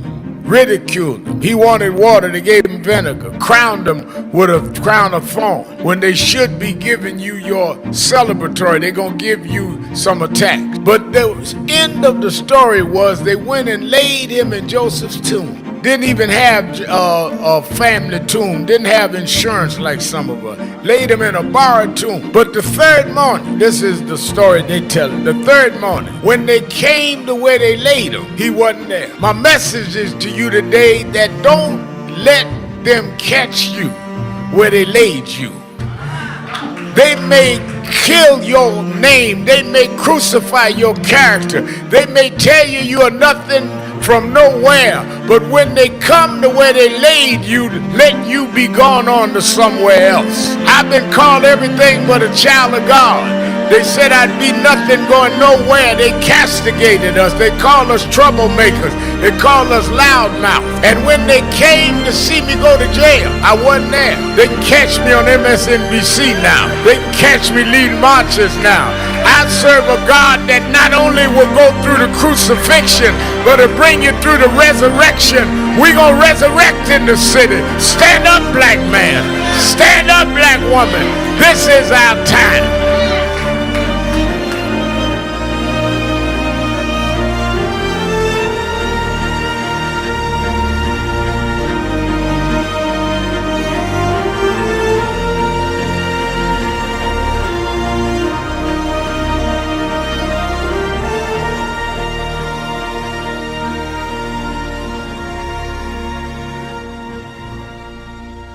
Thank you for joining us for Weekdays Live with Reverend Al Sharpton. Take the time to share this broadcast right now. Tell your friends it's time to keep it real with Reverend Al. Comment your questions now in the chat or call Reverend Al Sharpton directly on air at 877-532-5797. Now stay tuned for Reverend Al. This is Reverend Al Sharpton. As you watch the broadcast, support National Action Network. Go to www.nationalactionnetwork.net and be involved. You can join, take your membership right online. www.nationalactionnetwork.net. Getting ready to start the program, but we need you to be part of the movement.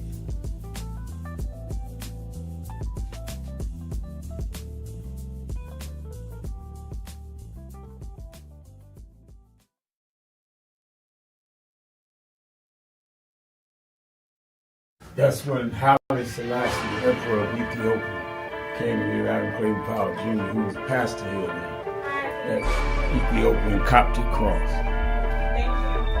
That was my first year on Civil Rights and Politics. As far as I know here, you're in trouble. Where it says about 30% are unemployed. That's why I'm working hard to get this surplus food here. Some of you say to me, well, I'm not like you. I'm not a congressman. I haven't got education. I haven't got work. But you're a human being. And you know what you've got? You've got in your hand the power to use your vote and to use even those few cents you get from welfare to spend them only where you want to spend them.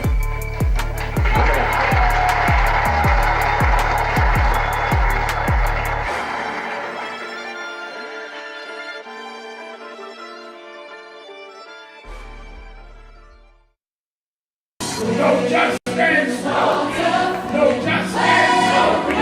No justice! What do we want? What do we want? We are the sons and the daughters. We gotta stand up and make it loud. Just like our God told the Pharaoh, let my people go, go. We are a new generation from the ones who have come before. He's calling us into freedom. Let my people go, go. We never shine, never shade. Give me a papa God, rain, make the heavens. If you don't say you know what trouble, let my people go, go. The blood, sweat, and the tears that we gathered through the years. If you don't say you know what trouble, let my people go, go. Wade in the water, we did wade in the water, children.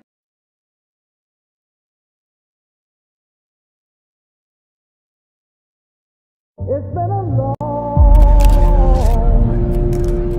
long time coming, but I 1968, Dr. Martin Luther King was killed in Memphis, Tennessee. And it has been the commitment of National Action Network to always, in the month he was killed, to let them know they killed the dreamer. I have a dream today. When they can't kill the dreamer.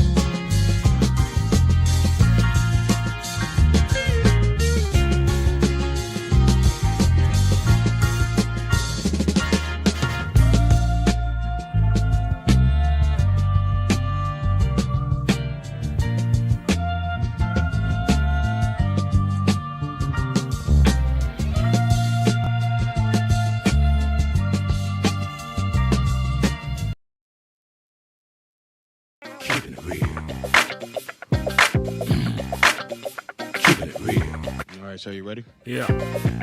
You're live.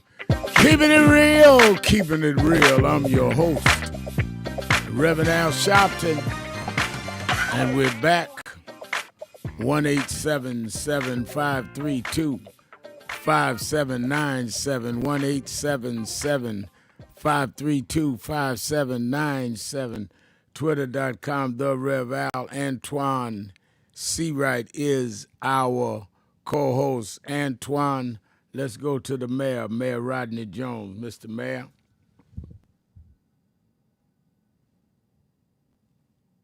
Good afternoon, my shepherd. How are you? I'm doing well. How are you? Hey, it's Hot Button Monday. But listen, tonight at the gala, I know you're going to be fly. It's like JB said, step back and kiss yourself, because I know you're going to be fly. And good afternoon, Mr. Seawright. All right, Rev, listen. I'm 60 years old. I've been a Catholic. I was baptized Catholic. over 50 plus years ago. Graduate from St. Mary's, 1978. Pope Francis was the greatest pope in my lifetime. Reason being, he dealt with the issues. All them other popes didn't deal. The biggest issue with the sexual abuse thing. He dealt with it, and a lot of them castigated him for that. I give him so much props of what he was about. He was more like Jesus than any other pope in my lifetime. I was born in '64. I'm saying, the biggest pope in my lifetime, and for that man to do that was a disgrace. I don't care if it's A or whatever. They should have just took it down. You know what I'm saying? No, they not only didn't take it down, posted it. Whoever put it up, they didn't have to repost. There's a lot of stuff that they didn't have to repost it, and then posted it on the White House account. That's right. There's 3 black cardinals are being considered as potential successors to Pope Francis, and if one of them were to be elected, it would be the first time in over 1,500 years that African and the first ever from sub-Saharan Africa would become pope. The cardinals are in question are Fridolin Ambongo Basungo of the Democratic Republic of Congo, Peter Turchkin of Ghana, and Robert Sarah of Guinea. And the election of a first black pope, particularly from sub-Saharan Africa, will be a significant historical event. Many Africans are eager to see change, but also cautious about the possibility, as the historic record shows, that the church has historically been led by non-black popes. So hopefully, Rev, because they say that it'd be Asian or African. So hopefully it might go that way. I hope it will. Check this out, Rev. I left the church, Catholic all my life. I left the church early this year because they're hypocritical, Rev. You know, they want to talk about gay and lesbian, and all transvestite. But y'all was, they bring up Leviticus 18:22 all the time. But y'all was sleeping with boys. And then what they would do, they would take a priest and transfer him to another parish. And the same thing would go on. The predatory activity would still go on. Pope Francis put a stop to this stuff. And they was like on him about this. These the institution was on about this. No, there was no doubt it caused a lot of controversy for him. And I might add that we're not saying all Catholic priests or all churches were involved in homosexuality or assault, or even heterosexual, because they're supposed to be committed to having no relations at all. And some of them have violated that, as in other denominations. I hear your point. Thank you, sir. I appreciate your time, Rev. Always. All right. Love you. Thank you for your call. Let me go to Howard in Miami, Florida. Howard.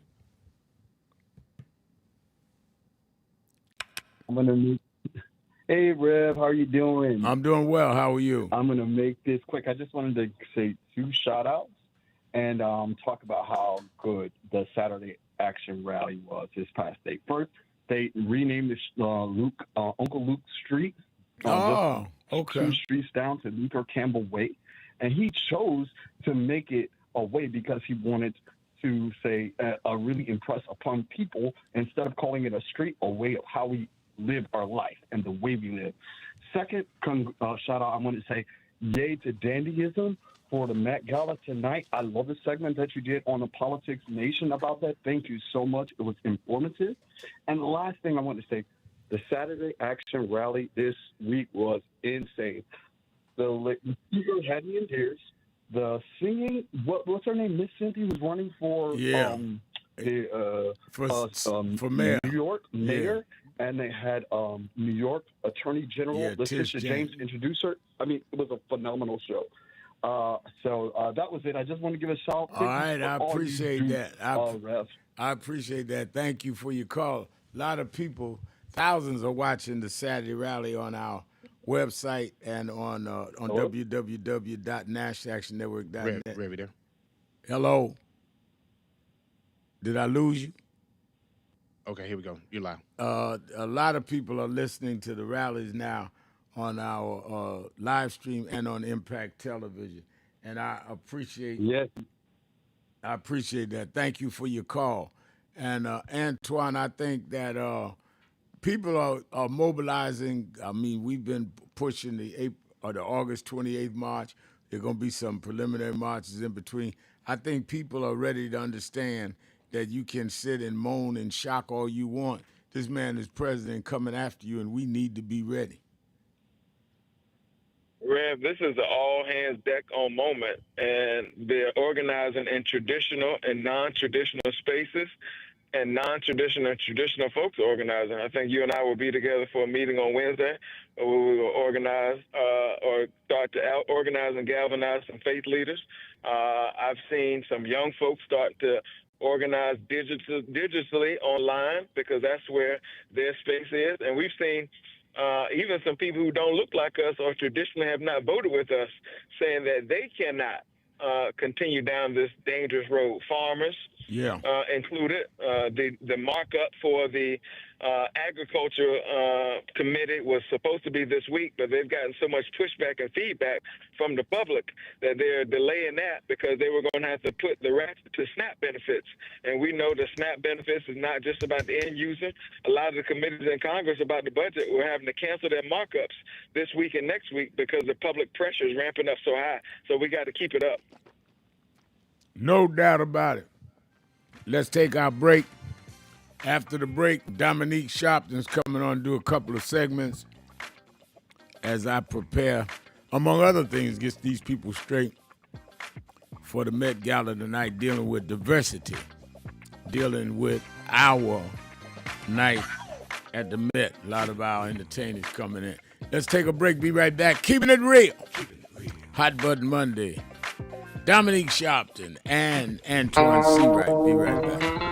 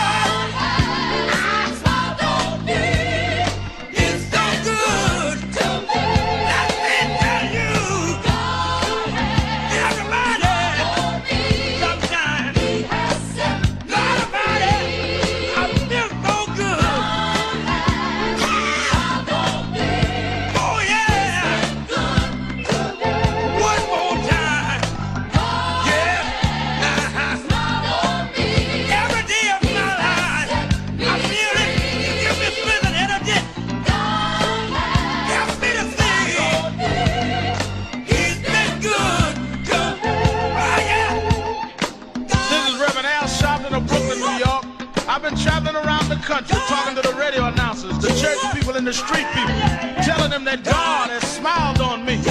God has smiled on you if you got breath in your body. If He woke you up this morning and started you on your way. But I want to tell you some stories of people that God smiled on. We know the story of Dr. Martin Luther King, how he started way back in Montgomery, Alabama in 1955, trying just to get dignity, trying to get respect. And he went all the way to the mountaintop. But he didn't forget about the brothers in the valley. He didn't forget about those trapped in the alley. And I hear Brother Martin King say, God has smiled on me. He's been good to me. Let me tell you, God has smiled on me. It's been so good to me. Then I see as Dr. King went on, another man stepping to the forefront by the name of John F. Kennedy, who rose up and said, let's not stand back. Let's not wait for a handout. Let's wait for a way out. He said, ask not what your country can do for you, but what you can do for your country. He said, don't us gravel and don't us moan, because God done smile on us. Let me say it. God has smiled on me. He has set me free. Let me say it. Yeah. One more time. I want to say real song. I'll say God has smiled on me. He has set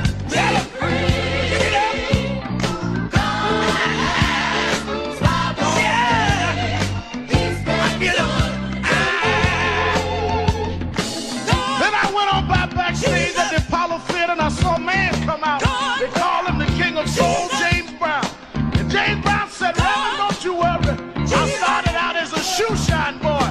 I started out as a convict. I started out uneducated. But I learned to sing my song, and I sung it all over the world. I told him it was a man's world.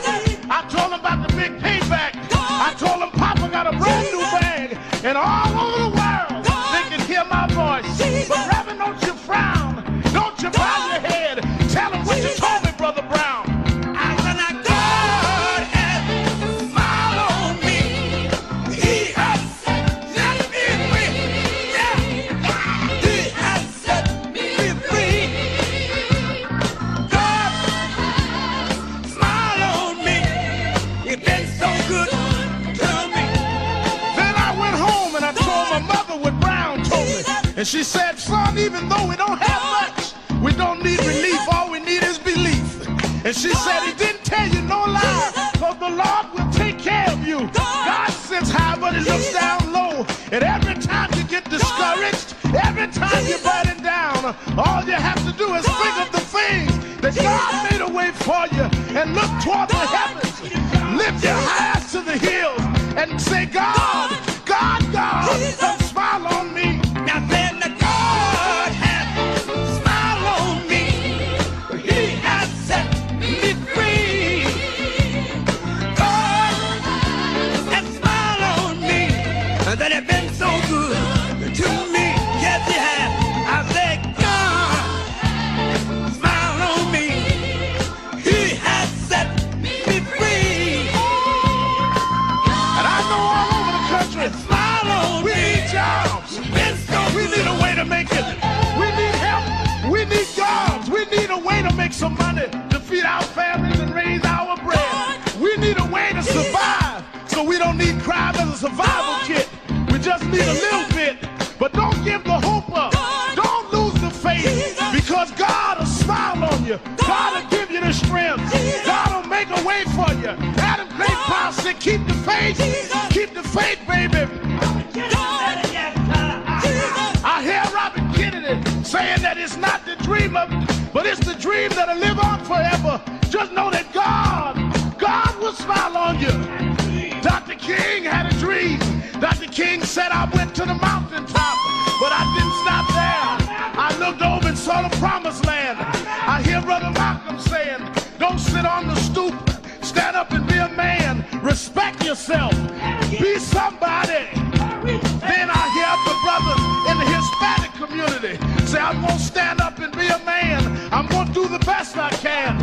I had a reaper say, I don't care what time you come home, but just give me some respect when you get there. Now God has smiled on me. He has set me free. God smiled on me. You've been so good to me. Sit down. And as we move on in history, let us remember that if we look to God, God has the answer to all of our problems. God is still the same God he was years ago, and we can still make it. We can still hold on like Frederick Douglass did. We can still keep him on like Martin Luther King did. We can still ride on the way everyone that made it did. They didn't have much, but they had a whole lot of faith. They didn't have money, but they had a lot of determination. We know that God will look out for his children, that God will make a way out of no way. If you just keep the faith and refuse to lose, and God will make a way, because God's children don't have color. God's children just have will. And I can still hear somewhere in my mind James Brown say, God has smiled on me. He has set me free. Let me sing here. Yeah, Lord. Yeah, Lord. Yeah, Lord.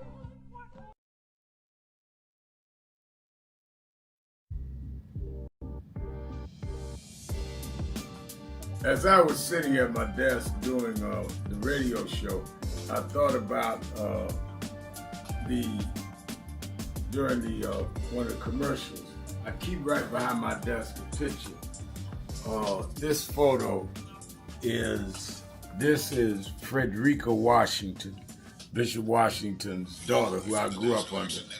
Bonnie Dyson, who became a Broadway More star. historic to know that a civil rights icon is going to be in the building. Rev is heading over to the Met Gala. He's getting his threads together, and we are really, really happy for this moment in history as we are seeing civil rights icons like Reverend Sharpton hit the Met Gala red carpet tonight. And we know that this is certainly an iconic event in fashion and in the culture, and with the co-chairs, one being someone who has really elevated a lot of things in the culture.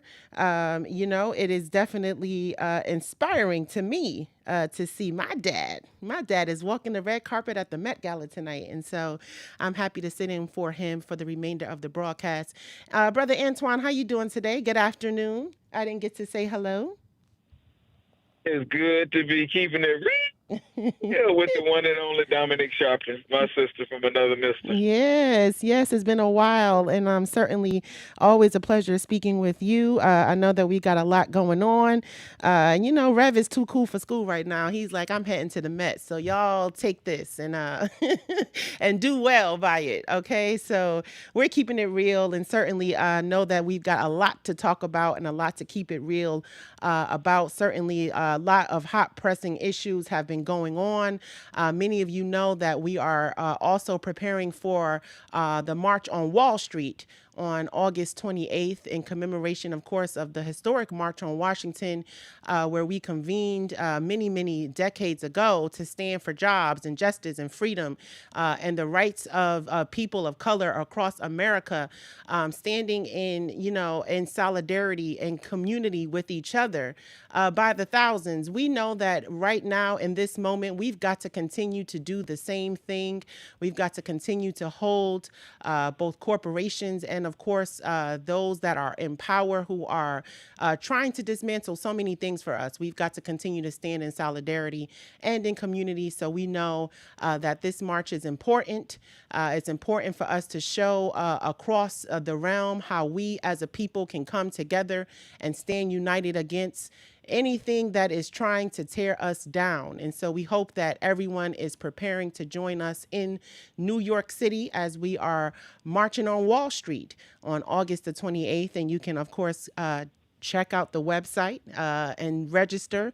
You can register to bring your own bus. You can register to get on a bus. You can register to organize around some of the issues that we know we will be discussing and bringing up and of course, activating around things like DEI and jobs and security and housing and immigration and so many things that we know that we need to really put some more focus onto in terms of the action and the agenda that we need that comes out of such convenings. And so we hope that you go to the website, www.nationalactionnetwork.net, and make sure you sign up to join us in New York on August 28th. Antoine, we see a lot of folks holding on, so let's get back into it and go back to the phones. Let's talk with Sly. Sly's listening to us from Detroit. Sly, you're keeping it real. Good afternoon. We don't have Sly. We don't have Sly. Sly, call back if you get if you hear this message. We're calling on you. Let's go to Howard on line 2, listening to us from Miami. You're keeping it real. We lost Howard as well. Howard is gone. All right. Brother Antoine, are you there? Let's go to Chris. Chris is listening to us from Brooklyn. Chris, you're keeping it real if you're there from Brooklyn. How are you? All right, Chris. How you doing? All right. I got some concern. Has anybody been paying attention to the Carmelo Anthony case down in Texas? With the stabbing to that boy? Carmelo Anthony? Yeah. Yes. You ever heard about it? Have you heard about it? Yes, he just got released from prison, and they were trying to criticize him, saying that his family and he used GoFundMe to buy a car. Mm-hmm. Yeah, well, we need to look more into that. A lot of racial stuff going on down there. A lot of racial stuff. You know something? I think we're falling asleep at the wheel. We have a lot of work we got to do. You take these black conservatives. When are we going to start addressing these black Klansmen, that's what I call them, the Trump supporters, tearing down our people. People like Brian Donalds and people like Tim Scott. These people are enemies to our people, man. And we need to start addressing these black coons. And I'd like to know when are we going to start doing that? Okay. Well, I hear your anger and I hear your frustration, and I think it echoes a lot of how we are feeling across the board as well. I don't know much about this particular case, but I know that there are many of these instances where we are being confronted by this from across the board. I just went to the funeral of a 61-year-old grandmother in New York who was literally shot in her head as she came down in front of her building to check on her grandson and was caught in a crossfire. So I understand, the ramifications of what we're dealing with on a federal level from the government, but I also understand, that we are dealing with violence in our own communities. We're dealing with a lot of turmoil that we are confronting within our own space and our own culture within each other. And so I think that, we've got to do more. We've got to talk more. We've got to act more. But in this time, I think that, the resilience encourage us to stand up and to not be silent and to be active. And that's why we are doing these convenings. That's why we're having these spaces like Keeping It Real. We've got to continue to address this head on and not be afraid or ashamed of what we're dealing with, because we know that it is greatly affecting us all. Brother Antoine? I think that's right. And sir, I echo what Dominique said about hearing your frustration and your anger. But in this country, the way we set our differences and the way we express ourselves at the ballot box, and although I believe that, we all have the right to our own opinion and the right to participate however we want to politically, what I think the names you mentioned, and I won't use the same language you use, but what I think, even though their opinions are different than ours, is further proof that all skin folk and kinfolk, Dominique. That's and just because you look like us does not mean that you represent our interests or you even understand the current day challenges and issues that we are facing as a people and want to do something about it.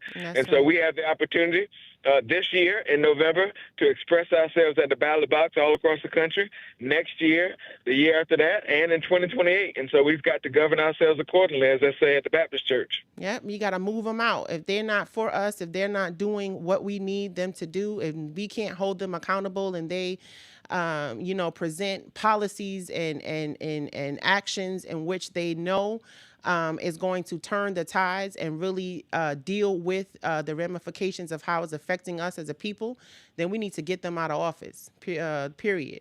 And we've got to do our part in order to make that a reality. Thank you so much for your call, and thank you for keeping it real. Let's go to Brother Andre J. My brother Andre J. listening to us from Chicago. You're keeping it real. Good afternoon. To see right and Sister Dominique, a.k.a. Excellent. How you doing today, sister? I'm good. How are you? Good. Say, so I'm going to make some comments today. I'm going to get this stuff off my chest. When Donald Trump put that picture of him dressed like the Pope out, he's engaging in psychological warfare. When people engage in psychological warfare, the only thing to stop them is if you be like back at you. If it was me, if I could, I'd take that picture of Donald Trump just like the Pope and Photoshop me a picture of Stormy Daniels, put it standing right next to him and put it out there for the public to see that. That'll shut him up. See, that's the kind of stuff you got to do with Trump, because talking sense to him when he's acting nonsensical, it just don't get it. Yeah. Secondly, Bill Clinton left Bush a good economy. Obama left Trump a good economy. Kamala Harris and Joe Biden left Trump a good economy. But yet he goes on Christian Walker yesterday and blaming stuff on Barack, blaming stuff on Donald Trump. And Christian Walker asked him, well, when is it the Trump economy? Well, I don't know what she meant by that question, but to me, that's like give them an off-ramp.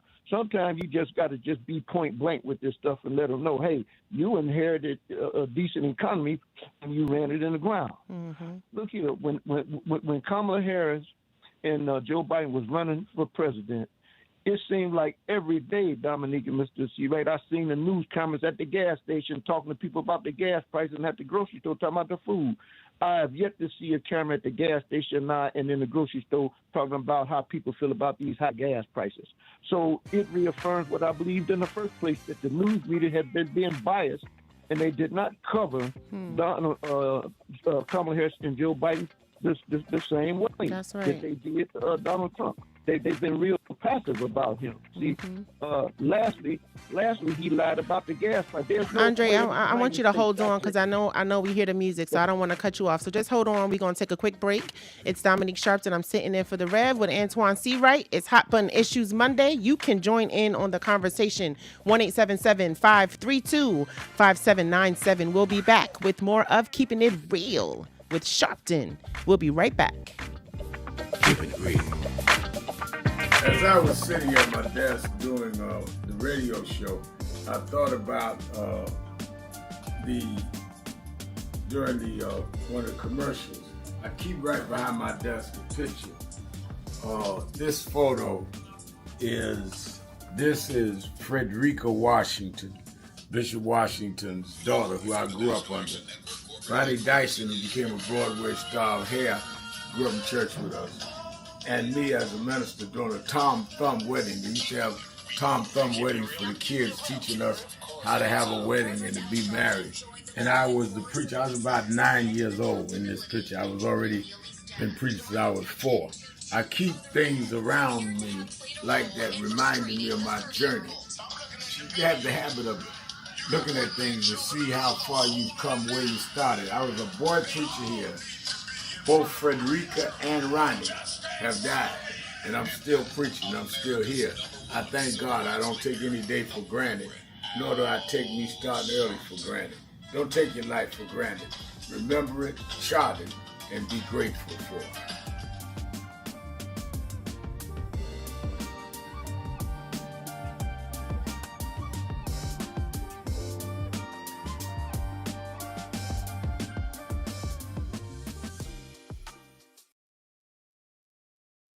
Yet our best trained, best educated, best equipped, best prepared troops refuse to fight.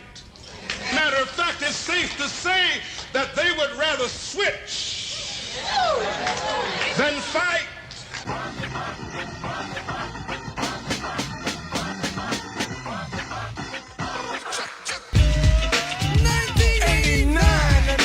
Another summer.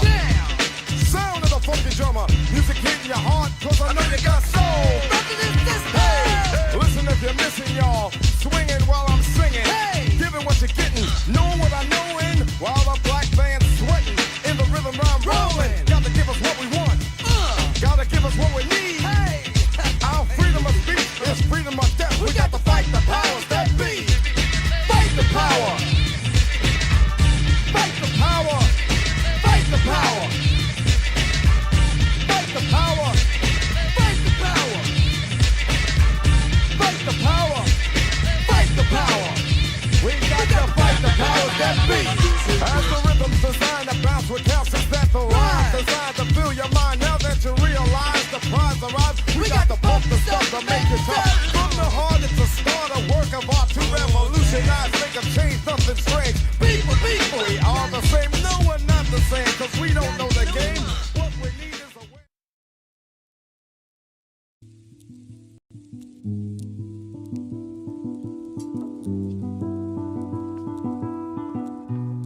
I had a thought this morning that I want to share with you about mentorship. I am able to do a lot of what I do because I had great mentors, but there are correct ways and incorrect ways to mentor people, in my opinion. I was mentored as a boy preacher by Bishop F.D. Washington, one of the great Pentecostal preachers of his time. Then Reverend William Jones, who became my pastor after Bishop Washington died, who was unquestionably in the top 5 black church ministers, theologians. Reverend Jesse Jackson, who I started my activism under his leadership, he and Reverend Jones. And I learned politics directly as a youth director from Shirley Chisholm. So even though I didn't finish college, I had the most unique education in the world from being exposed to giants. But the one thing I learned is as I grew older and people started coming younger than me and wanted me to teach and mentor them, the magic of the mentors I had is they did not want me to be their clone. They wanted me to learn things from them and use my own gifts and talents in my own unique way and let me do things on my own, because they knew that if I flopped in some things, it would teach me for the other things. They'll come and help me once I was down, but they were not going to have me avoid being down. And they were not going to impose themselves on me. Why am I saying that? Because too many mentors want clones, and too many mentees want their mentors to put them on a pedestal. Oh, so-and-so didn't do this for me. Oh, so-and-so didn't open doors for me. If they got to open doors for you, it may mean that they knew you weren't ready to go through those doors. Their job is to prepare you. Your job is to develop your own skills, your own unique ways. And I don't care if it's my daughters, who both have come into their own, or anyone else. I'm not a talent agent. I did not form National Action Network to give people their step up. I formed it to fight for justice for everybody. If talented people get in, it's my job to invest and give them a platform. It's their job to get on the platform and perform and show their ability. Sitting with me today in the office as I talk about is one of my mentees, Reverend Stephen Marshall. Now, Stephen, you just came around us when you were how old? 11 years old. 11 years old. You just turned 40 and now you're called to the ministry? Yes, sir. And what do you do in National Action Network? I formulate policies, lead in various regions, but most importantly, I senior advisor to you on all things from social justice strategies, politics, intergovernmental affairs, you name it, community organizing, all of that stuff. And I could go through scores of others. My daughter started Huddle. They got Huddles now, which is for young people to meet once a week all over the country. I just saw the video from the Las Vegas National Action Network chapter. Now, when you decided to preach, did I ever tell you to become a preacher? Not one time. Who called you to preach? The Lord. All right. And did I say go to this school or that school? No, sir. Did I open this door, that door? Did I tell you be ready when the door's open? Always be ready and prepared. And that's what I'm saying. Get you some young people than you that you can help along the way. But don't be their talent agent. Their talent must speak for themselves. And anybody that grumbles with you about so-and-so didn't do something for them, maybe it's because they didn't feel you were ready, or that they felt if they did it, you wouldn't do it on your own. But we all don't live forever.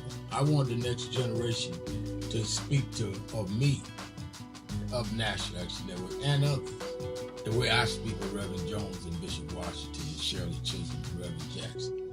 But I just don't want young people to feel that somebody ought to give them the reins of leadership or give them the reins of business or whatever it is you're in. You need to learn from their journey, get the pearls of wisdom from them, but don't have them do for you, because then it means you can't do it for yourself.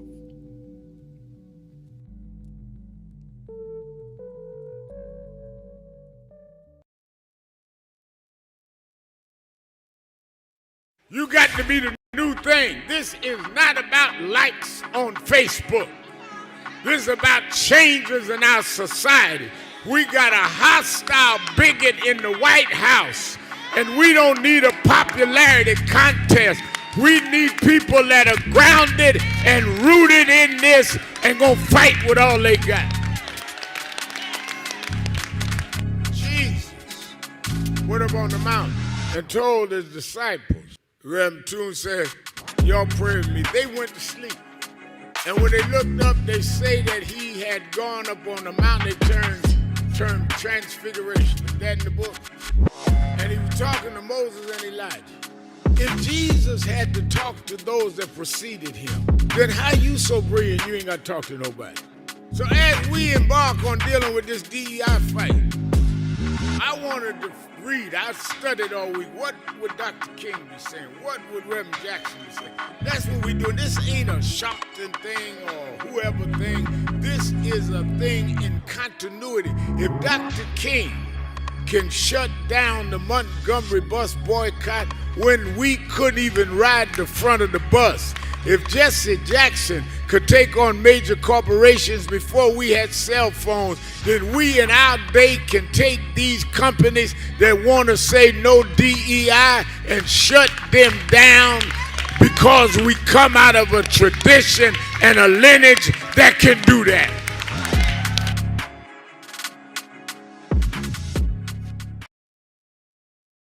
Yet our best trained, best educated, best equipped, best prepared troops refuse to fight. Matter of fact, it's safe to say that they would rather switch than fight.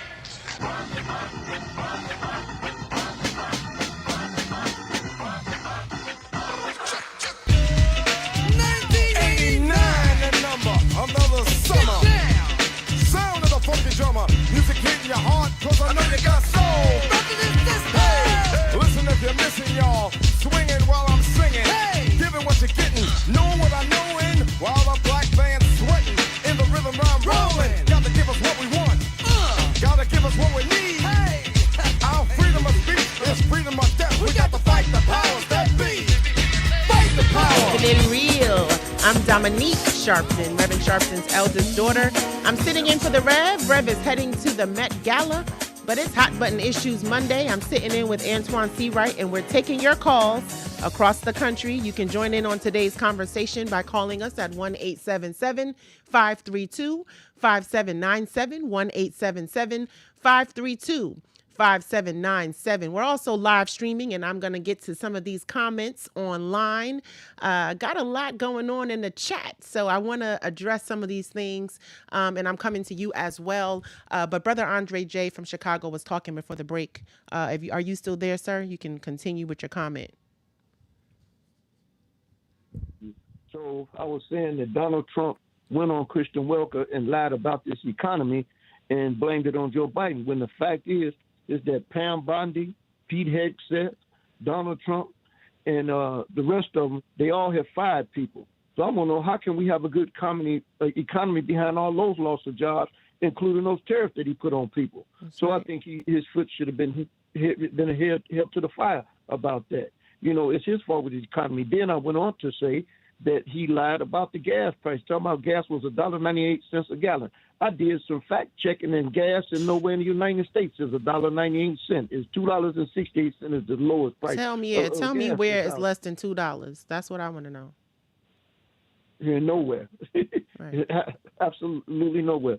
See, so again, I was saying that the news cameras, they was always in them gas stations and grocery stores when Kamala and Joe was running, and I believe that it reaffirmed what I said, that the coverage was unfair between Joe Biden and Kamala Harris and Donald Trump, because they should be in them gas stations and grocery stores right now, putting it back out to the public that the economy still is not booming, that the gas price and stuff is still high out there. That's so right. It was some bias there, you know, concerning those things there. So that's what I want to say to you, Mr. Seawright. And when you get a chance, Mr. Seawright, you need to give me some of that game you got, brother, so I can step my game up there. Uh-oh. Thank you, Mr. I learned from Reverend Sharpton.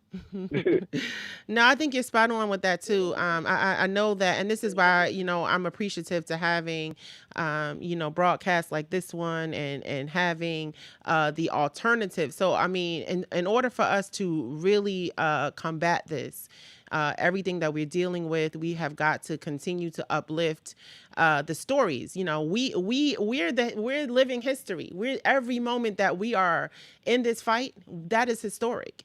And we have got to continue to tell our story. We've got to continue to amplify our agenda, our mission, and not get too caught up with the distractions in terms of the media and other journalists. We know what they are doing. They are literally, you know, there to keep their broadcast on, you know, and to keep the ratings high.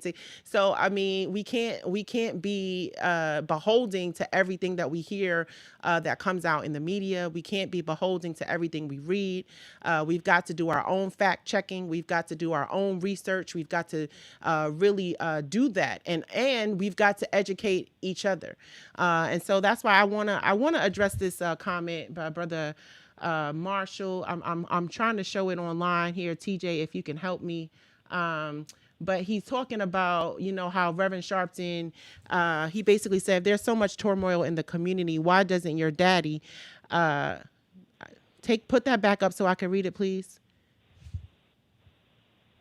Y'all, I'm a little challenged here. Why doesn't your daddy preach to put down the guns? He rarely addresses the heroes, but he's only glad to eulogize the dead when they're called. So let me address that, because I feel like there's some misinformation, and it's good to, have these dialogues, especially on Keeping It Real.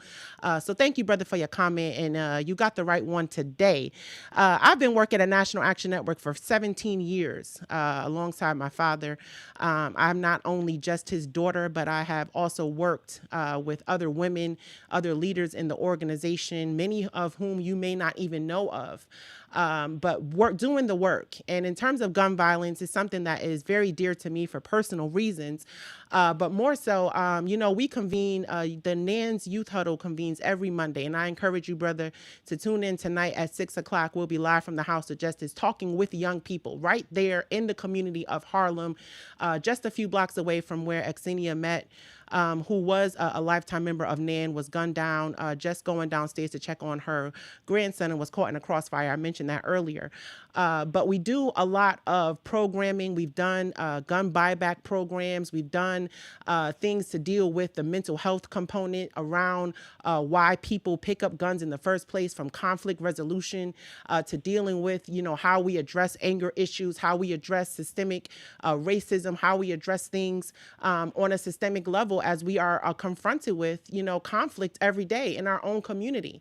We also need to understand the street violence and the street culture that a lot of people are afraid to address and are afraid to come forward and talk about. So this whole idea of no snitching, this whole idea of, keeping things quiet in your community. If you know something, you don't talk about it. You don't confront those in the community that are violent, that are doing things that are against, the safety of the community. And so we have to address things from all different levels. And being community leaders, I think it is our duty to also stand for those families in tragedy. And so Reverend Sharpton is one who is called upon a lot. Let's just keep it, like the young people say, keep it 100. He's called upon a lot because of his track record, because he's been standing out there, speaking out against things that a lot of people feel uncomfortable with speaking out. They don't feel, safe in speaking out. Reverend Sharpton takes that risk every day, and I'm his daughter, so I know. That's one thing. And so it's not that he, first of all, and second of all, he didn't eulogize Mama Z. Her sister eulogized Mama Z. Reverend Sharpton made sure that Mama Z had a proper burial, paying for the funeral, and he went there in his schedule to pay respects to this woman who was gunned down in front of her home. That's what Reverend Sharpton did. So let's just make sure that when we are having these discussions, and not to say that the anger is not felt, because I also feel the emotions that a lot of my brothers and sisters feel in dealing with the ramifications of what gun violence is doing to our community.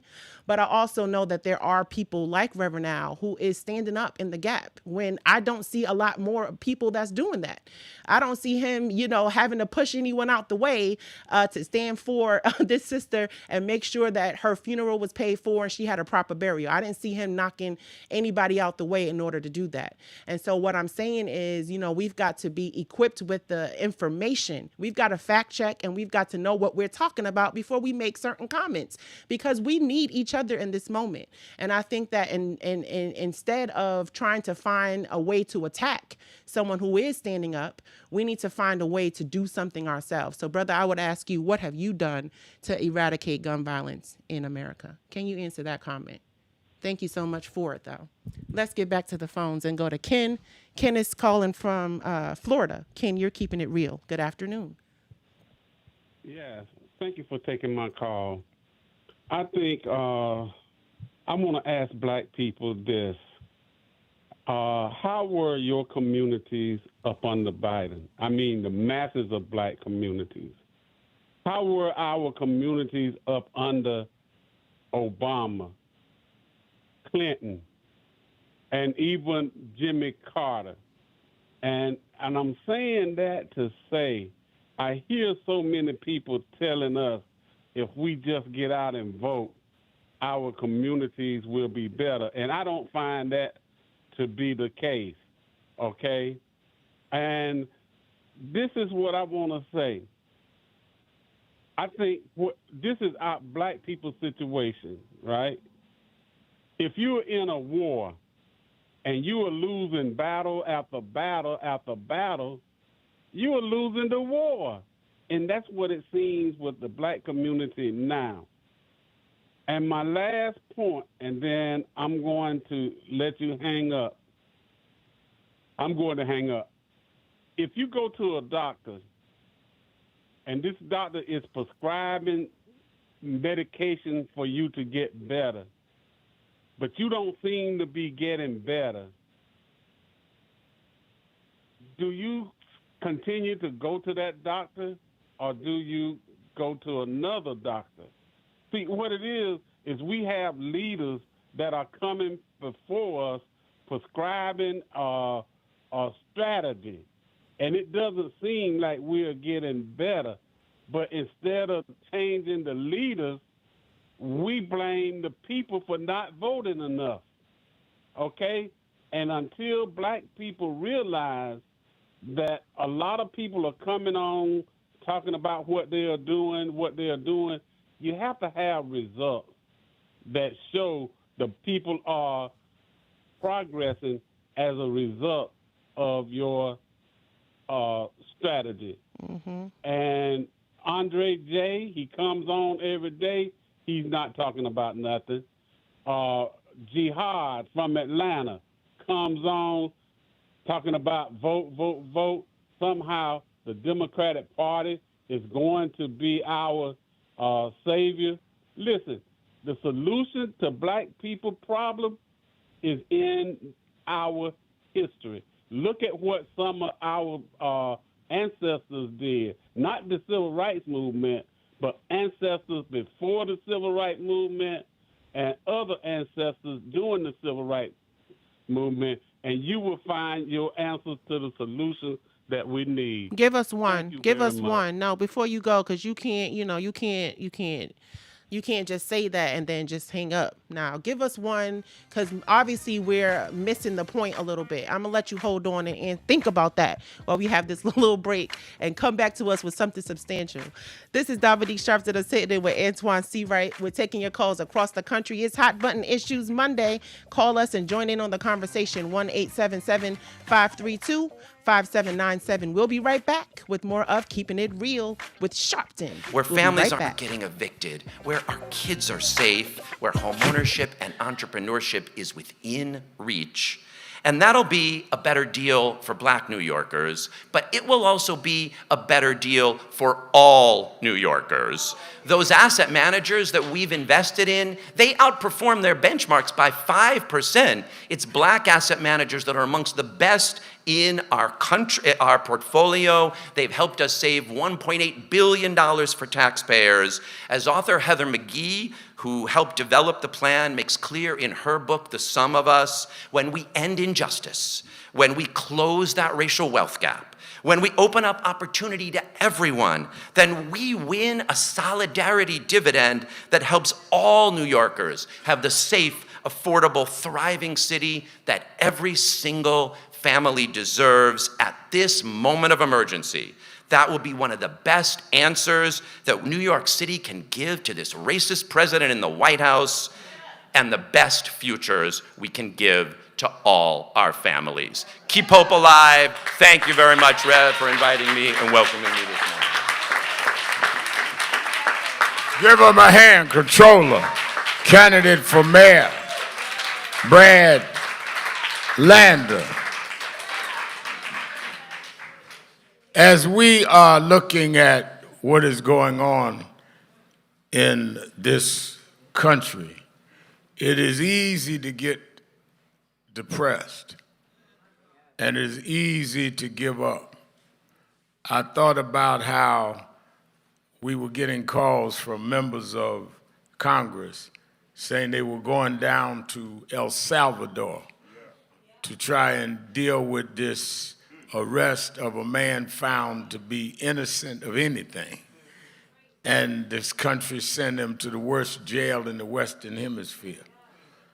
And the next day, I'm getting calls from others about situations all over the country. And as we're dealing with these private sector companies, and it gets you to where you just say, how much more can you take? We went through our 4-day convention, had more people come than any year. And I thought about how people want to move on, but sometimes don't even know how to move. And sometimes in the absence of direction, we start fighting each other rather than fighting those we ought to be fighting. Start lying on each other and start ego tripping on each other. And it was a difficult convention. I didn't even talk about it during the convention, Jemani. It's the first convention, the organization is 34 years old. It's the first convention I had to go through without Attorney Michael Hardy. And Hardy used to handle all of the logistics and all of the stuff for us. And I had to work my way through the convention because we had others now that had come on, Christina and others that joined in making this thing work. And I didn't know how it was going to work. And y'all that have been around a long time know that Hardy was the glue that would let us go out and look well. Sometime when y'all would be bothering me and I want to talk to you, Hardy would talk to you. Some of y'all act crazy. Hardy act like he had good sense. I tell you, you crazy, and I keep going. But we all went through some. Then in the middle of it, I got toward the end of the week, and I got off my daily radio show, and Reverend London, somebody rung the cell phone, and they'd rung it about 2 or 3 times.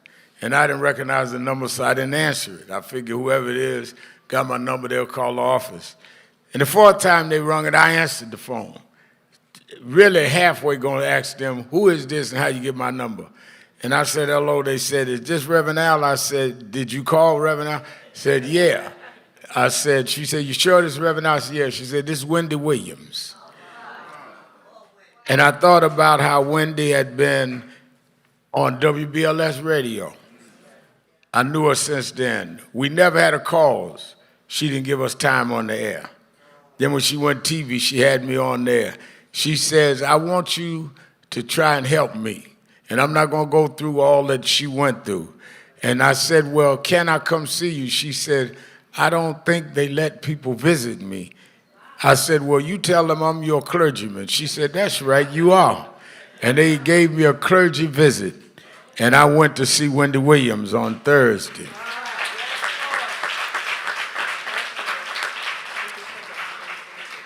And as I sat there praying with her, I thought about how life can be up one day and down the next.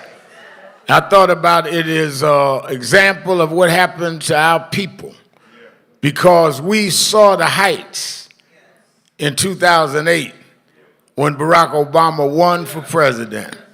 I'll never forget that night. They had invited all of us that had been close to Obama to be there in the park. As he would walk out on that stage, he'd being the first black to win that victory. And they said, Remal, you coming? I said, no, we're going to have watch night to watch the returns come in. And I went to Atlanta and led watch night at the grave of Dr. Martin Luther King at Ebenezer Baptist Church, saying, I want to be there because I don't want y'all to forget who started this to make it possible for him to go. And we were on a high. We had a black president, a black attorney general. We were making laws change. We were making things happen. And then we end up with the backlash. Trayvon Martin happened. Michael Brown killed in Ferguson, Missouri. Eric Garner choked to death here in New York. Backlash. And we reelected Obama anyway. Backlash. Trump comes behind him.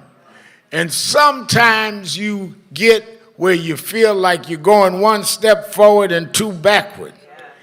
And you don't know what's happening. But you know, Rem Goodrich, you gave an answer to me this morning. Even sometimes when you go through the mess, God will give you a message in the mess. And part of your challenge is to turn your mess into a message, to turn your down into how you're going to bounce back and come up. Sometimes you got to hit the ground before you can jump back up. And the reason I say Goodrich twisted my sermon this morning, she changed where I was going, because when you look, Brad Lander, we're going to make him a temporary minister this morning. Brad Lander said it best. When the children of Israel were in bondage, had to make brick with no straw, had to work for no wages, had to make it with no rights, and God delivered them, sent Moses. Let me tell you something real quick. If you study the Bible, God always uses unlikely people to do things. Y'all be looking for the people with the right pedigree and the right background and the right family lineage. But God liked to use rejects. He liked to use people that are outcasts, people that you wouldn't think would be nothing and do nothing. God uses those outcasts to do his will. And God, when Moses was in Pharaoh's house, he could have been the negotiator. But God didn't use him then. God waited till he messed up. He killed an Egyptian. Ran, he was a fugitive. Now he's dirty, a murderer and a fugitive. Now God said, I can use you now. I'm going to take you dirty with your name down. And I'm going to take you and I'm going to use you to liberate your people. And when all hope is gone, when you march them out of bondage, they're going to turn on you at the Red Sea. But don't worry, every Red Sea you face, I'm going to open up the Red Sea and bring dry land. Don't fear the Red Sea. March on anyhow. So I read in the back coming out, cause of good was this Joshua 5. What does it say, Reverend Marshall? There shall not be any man able to stand before thee. There shall not be any man. Did it say any man other than Donald Trump? No, sir. Did it say any man other than J.D. Vance? No, sir. There shall not be any man able to stand before thee. Yeah. All the days of thy life. Yeah. As I was with Moses. As I was with Moses. So I will be with you. Now, he's talking to Joshua. Joshua was a member of the youth department of the Exodus. For the remainder of the broadcast, for the Rev, with Antoine Seawright, it's Hot Button Issues Monday. We're taking your calls across the country. You can join in on the conversation. You still have time. 1-877-532-5797. 1-877-532-5797. We're also live streaming, and you can join us in the comment section and get your comment across on this Hot Button Issues Monday. But we were talking to Ken. I don't know if Ken is still on, but Ken, you were from Florida. You were making a statement, and I really wanted you to add some substance to your statement because I feel it's important. And having these conversations, we're talking about, and it's easy to criticize one another. I'm not don't get me wrong, we don't have to agree about everything. That's not why we're here. But if we are going to criticize someone or talk against someone or say, that ain't the whole story or you're missing it, we need to come back with some substance to really back up our statement. So I hope that you thought that over, through the break, and I hope that you are prepared to share something with us. Ken, are you there from Florida? Yeah, I'm All right. here. Okay. Yeah, I thought it over, and let me just say this before I tell you to add the substance. Okay. Criticizing is holding people accountable, making people accountable. Okay, so I'm not criticizing. I'm just holding people accountable because our people are suffering. Now, to get to my substance. Have you ever heard of Paul Cuffey? I have. But why don't you enlighten us? Because again, history is not, this is not something that we are taking for granted. Okay. So please think about what you're saying before, I want to let you get there, but let's keep it real. Okay. Go ahead. Okay. Paul Cuffey set up the nation of Liberia to move black people back to Liberia to get away from the United States. Why? The other person is Why? Marcus Garvey. Why did he do that? Talk about that. He did it because he felt that no matter what black people did in this country, they would not be accepted by white America. And so he was saying, I want to move my people back to Liberia. Okay? Now, the next person is Marcus Garvey. Marcus Garvey set up a shipping line called the Black Star Line to bring products into the black community from Africa. In addition to that, the Black Star Line was going to take people back to Africa, and he wanted his own nation. The next person is W.E.B. Du Bois. Have you ever heard of the book called We Charge Genocide? Absolutely. You ever heard of that book? Absolutely. Absolutely. Okay.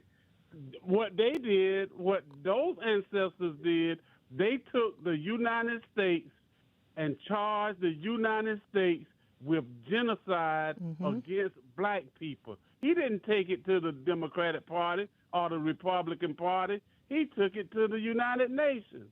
Malcolm X, Elijah Muhammad, Amos Wilson. Go on and on and on. But these people that come before us now only talk about, and I love Martin Luther King, the civil rights movement. Our people did this and that. Our people took the United States to the United Nations because they said, you don't take your case to the criminal, you take your criminal to court. And without these leaders today, got our people going between the Republican Party and the Democratic Party. And if we are dumb enough to keep doing this, then we deserve everything we get. Thank you. I hope that was some substance for you. Sort of. I mean, I was waiting for you to get to the correlation of how that relates to us now. I understand. And, I understand what you're saying. But when you are in a time now where they're literally, we are seeing this happening every day, where this current administration is literally taking back funding from making sure that history is being taught in various institutions, from schools to the Smithsonian. It's happening. And so when you were talking about history and these historic references that have brought us through in the we shall overcome moments, I think that we're also we also can't posture in that phase, right? Because we've got to make sure that, yes, while we credit history for things that have happened, that have progressed our people tremendously, we can't overlook the fact that in this moment right now, okay, we are dealing with the fact that we are still fighting for liberties in this country amongst our people. And we have got to do everything from every level possible to make sure that we are defending and making sure that we're securing those liberties that we greatly deserve. If you don't feel you deserve those liberties, then that's on you. But I don't want to be told to go back to Africa when I was born here in the United States and I deserve to have every single liberty that everyone else who was born here deserves to have. So I hear what you're saying, but I just don't. I want to see the bigger picture, and I want to fight systemic. I want to fight. Hold on now. I want to fight. Let me tell you one last thing to bring it home to you. Okay. The thing with all those people that I mentioned, they advocated do for yourself. Don't depend on white people. We can educate our children. We can police our communities. We can do things. We can grow our food. So when you keep coming on with we got to go to the Democratic Party, no. Those people advocated do for yourself. yourself. Okay, Thank with you, all due Dominique. respect, thank you so much. I think that you're taking part of you're taking and amplifying part of the problem. I'm talking about the bigger picture here. But Brother Antoine, maybe you have some more insight here because I don't understand. Thank you so much, This is one Ken. of the most this is one of the most frustrating calls I've had into the show in a while, because the caller clearly does not have a grasp of what's happening before us. If the caller thinks that we can win an election or we can do anything without other communities, then you certainly is out of touch with the modern day reality. For real. If the caller thinks that we did not make progress because we showed up to vote, black people, then the caller is certainly out of reality. How you think we got the civil rights movement? How you think we got the voting rights movement? How you think Barack Obama got into office? How do you think Kamala Harris got on the ballot? How do you think we got the Affordable Care Act? How do you think all the progress we made under Joe Biden, including progress that no other president in history could ask for, but all that went away because we did not vote. That's right. And you can use that out of touch, suspect language about the Democratic Party ain't the answer, and people did that during the election. That's right. In fact, Russia, Iran, North Korea, and China pushed that same language online to our people: misinformation, disinformation, lies. And you know what we got? We got everything we got right now because people were repeating that book. The foolishness that the caller just repeated. So what pisses me off about our people is we don't want to deal with the reality. The reality is the Democratic Party, whether you like it or not, are the ones that's fighting for your best interest. Every single day, Donald Trump and the Republican Party are doing everything they can to wipe away your best interest, and they are making no apologies about it. So you can call into the show, you can play this game, and you can go in your corner, and you can have your conversation in the barbershop, but your children and your grandchildren and the communities around you are going to erode, and we're going to be fighting battles like we are now from the 1950s and the 60s. To hell with taking something to the United Nations. Can you imagine if you take the plight and the challenges of black people in 2025 to the United Nations, what will happen? Like, we've got to start using our head and start repeating things that's being pushed to us online for the purpose of distracting us as a community. I would take a break, Antoine. It's Hot Button Issues Monday. As y'all can see, it's lit in here, and we want you to join in on the conversation. 1-877-532-5797. We'll be back with more of Keeping It Real. We'll be right back. As I was sitting at my desk doing the radio show, I thought about during one of the commercials. I keep right behind my desk a picture. This photo is Frederica Washington, Bishop Washington's daughter, who I grew up under. Ronnie Dyson, who became a Broadway star of hair, grew up in church with us. And me as a minister doing a Tom Thumb wedding. We used to have Tom Thumb weddings for the kids, teaching us how to have a wedding and to be married. And I was the preacher. I was about 9 years old in this picture. I was already been preaching since I was 4. I keep things around me like that, reminding me of my journey. You have the habit of looking at things to see how far you've come where you started. I was a boy preacher here. Both Frederica and Ronnie have died, and I'm still preaching. I'm still here. I thank God I don't take any day for granted, nor do I take me starting early for granted. Don't take your life for granted. Remember it, chart it, and be grateful for it.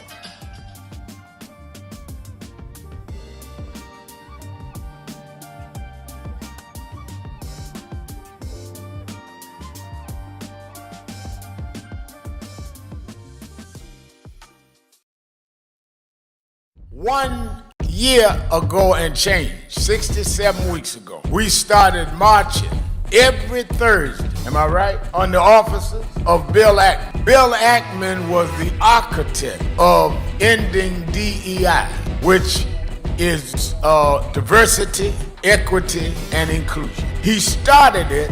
I want to give a little history because a lot of people get Negroitis and get confusion. I don't even mind your ego. Everybody need one, but you don't have to become contrary and duplicitous. We got to have integrity even among those with ego. So we started when they first came out against DEI. Now, Ackman and them started it going to Harvard University, forcing out the first black woman and first black president of Harvard. We went to his office and been going 67 weeks. I went first 10, 12 weeks. And this brother, stand up, Reverend Ron McHenry, coordinator House of Justice. This brother has been there every week. Many of you here in the audience have marched every week. So we didn't just get in this, we were in it the day they came at Claudine got. Last year's convention, we dealt with DEI. This year we said that we're going at these corporations that had come out against DEI. Many of you, most of y'all I'm looking at was at the convention. And we hit Pepsi. Pepsi called and said, all right, we 8-9 days in, we agree to meet. And we went, purchased New York. Chairman of our board, Reverend Dr. W. Franklin Richardson, and Carol Wallace, who's a special advisor to us on finance, and laid out to them that one, we don't care what you call it, DEI, IED. Y'all are gonna keep your commitments in terms of the black community. And that means we don't want special privilege, but we do not want to be specially excluded. This is not about we don't want merit. We feel if our people are at the table, we can beat anybody on merit in many cases. So we want from employment to your board, to how you deal with marketing, to who does your financial investment. We want to go across the board with that. Otherwise, if you don't want to deal with the question of diversity in how you do your business, then don't deal with diversity in your consumer base, because you don't believe in diversity. So we just will try to remove all the dollars we can from buying your stuff. In fact, I told the chairman, met with the chairman of the board, met with the CEO. I said, in fact, I learned that not from growing up in civil rights, I learned that from Donald Trump. I said, what do you mean? I said, Donald Trump says he's gonna redo tariffs, that if he doesn't get what he wants for the country, they were gonna raise the tariffs. I'm doing the black tariff reverse. If we don't get what we want, I mean, y'all can't be for Trump and tariff and not be for us in the African American community with a tariff.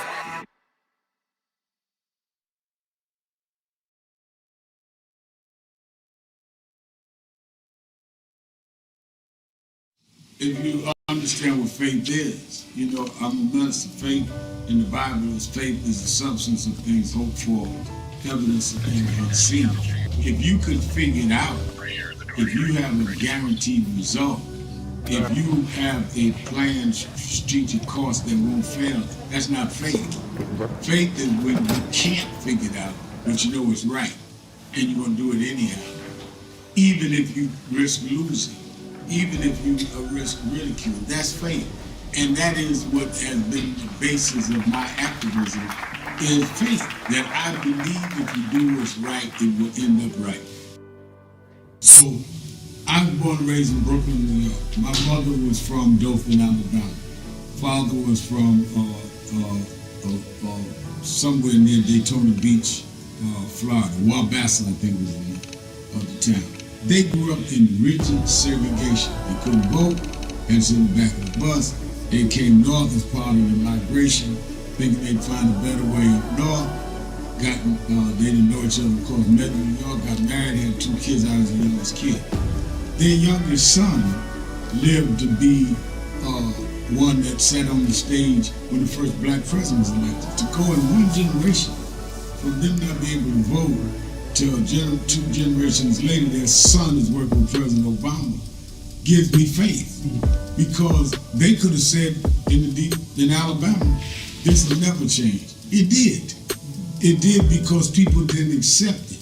And just as if I told my mother, if I was an angel and had flown down to Dothan, Alabama in 1950, or whatever year she moved north, and told her there's going to be a black president one day, she would say I was crazy. You got to be able to see what's not apparently there and make it happen.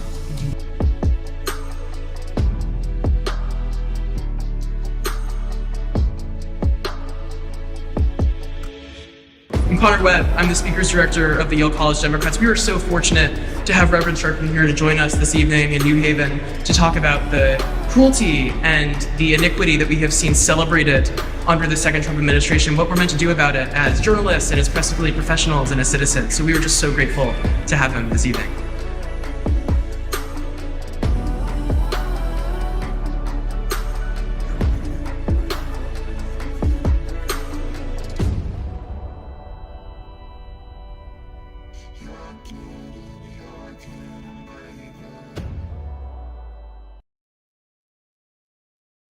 C right here, taking your calls across the country. We're getting back into it. Antoine, let's go to Deshaun. Deshaun is listening to us from Washington, D.C. You're keeping it real. Good afternoon. Yeah, good afternoon. At first, I was going to make a comment about T-Money, but after listening to Ken, I have to sort of say I kind of agree with them. We've been voting, marching, and boycotting since before Motown had their first hit. He was on the bottom then, we're on the bottom now. So I think we need a real black agenda. We have to forget about all these other groups, like the Gonzalez guy. It's got to be about foundational black Americans, because we've never thought this way before. What can we do to rebuild black America? Because we're honest, we're failing. Every negative stat, we're at the top. Anything good, we're at the bottom. So how can we flip the script? Can we rebuild the black family? We're the least married. We used to be the most married. But do we like each other enough that we can even increase our marriage rate?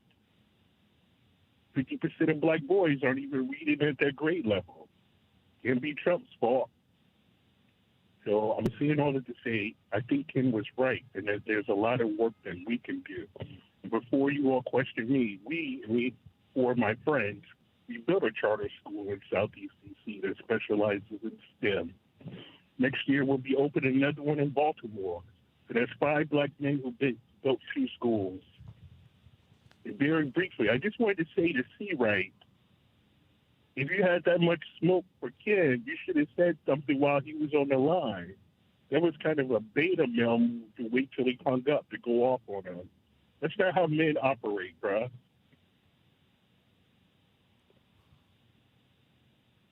Hello? I don't know if Antoine. Hello? If Antoine's gone, but I'm here. I'm here. Yeah, I was waiting for you to finish your thought. I'm here. Did you have something else? That's what I wanted to say. Nah, that's it. But Ken was kind of right. He may not have had the perfect delivery, but I did think he made some valid points. We have to work on a real black agenda, because we can't go down this path, regardless who the president is. If Kamala won, we still was going to be on the bottom, and nobody wants to talk about that. Well, can I respond to you and Ken in that moment? You have to remember, black people started this race 4 or 5 laps down from the start. So we never had equity or equality. So this idea that in 1 or 2 or 3 elections that everything was going to change for us, I think that's a false hope and a false narrative. What I've been clear about, and I know what others have been clear about, is you have to keep voting if you want to make change. You know why? Because in one single election, progress for 50 years can be wiped away, and we can go back to the previous 50 years. And we're seeing that happen in real time. We can have a black agenda, we can organize, but if we don't vote, an agenda does not matter. We had a black agenda. We had a black agenda. Kamala Harris had a black agenda. Joe Biden had a black agenda. You know what? When Joe Biden was president, he implemented his black agenda. And that's why they went to work to undo everything that has been done. No, you said a lot, so let me finish. That's why they went to work the way they have to undo what has been done. Republicans, white Republicans, and some black, have been relentless in their pursuit to strip away all the progress we made, including voting rights. If you look at every single action this president has done by way of executive order, one is most of it's from Project 2025. 2, you know who impacted the most by it? Black America. So I'm so sick of y'all calling to these programs and radio shows, repeating the Russian talking points, talking about the Democratic Party ain't this and ain't that. If we don't vote, bottom line, we're not going to get the change we need. And if you don't believe me, look at what's happening now. And I also say, Deshaun, it's great that you're opening up, these charter schools, and congratulations to you. But I would say, brother, I don't know if you would have been so successful if it wasn't for someone marching and organizing and working to make sure that we were able to have those liberties. So I think that, I think you're contradicting yourself a little there. That's all I'm going to say. But thank you so much. I know you have something else to add before we have to get on to the next caller. Go ahead. Let me say something really quickly. So I gave money to T Money's campaign. I also gave money to Biden and Harris's campaign. I personally don't care who the president is. I'm still going to play golf every day, drink 60-year-old single malt scotch, and fly on net jets.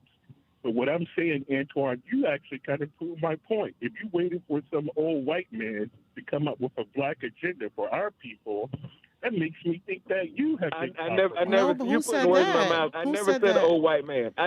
I never said old white man. So you trying to make it up to prove a point, and you trying to brag on the radio about what you do every day. But you know what? Most people in your community are trying to putting two ends together, hoping they meet. They can't do what you do, and that's my fight. That's what I'm out here fighting like hell for the people who can't do what you do every single day. Thank you so much, Deshaun, for your call. Let's go to Sweet. Sweet's listening to us from Detroit. You're keeping it real. Good afternoon. Are you there, Sweet? Sorry, we lost Sweet. We actually. All right, we lost actually Sweet. Jihad. Jihad, if you're there, you're keeping it real. Let's go, brother. Hello, how you all doing? How are you?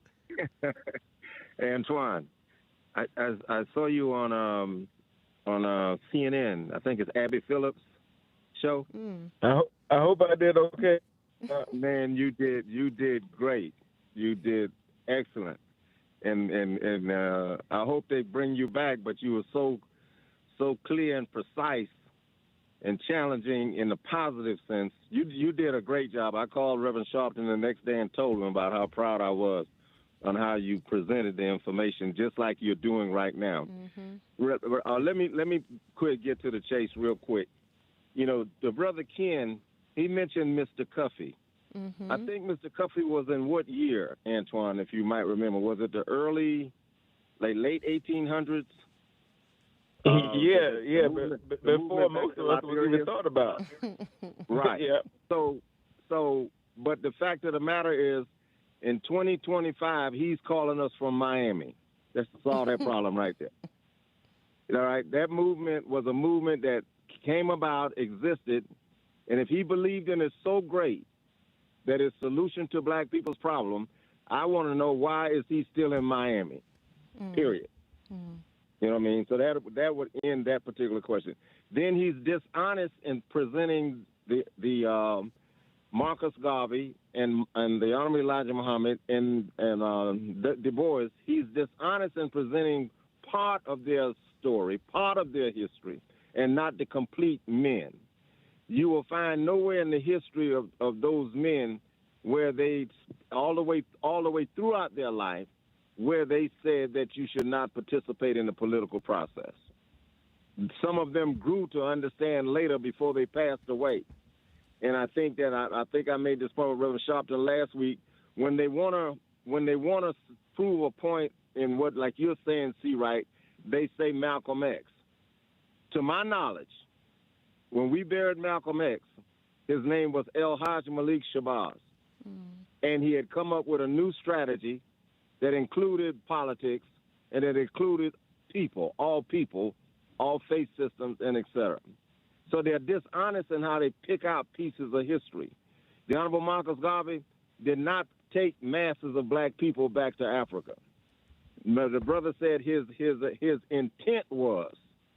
The reality of it is he's been on this earth for a minute and he hasn't even taken a plane trip back to Africa, period. So I agree with you. I'm short-tempered. I'm short with these fake revolutionaries that come on to misinform our people and cause our people not to be engaged in a real-life situation, which politics plays a major role. And the gentleman who just got off who told us that he drank martini and whatever and golf, If he had a charter school, he had to go through some political process to get the charter school. I'm pretty sure he didn't fund the charter school on his own because there's public policy that governs public schools.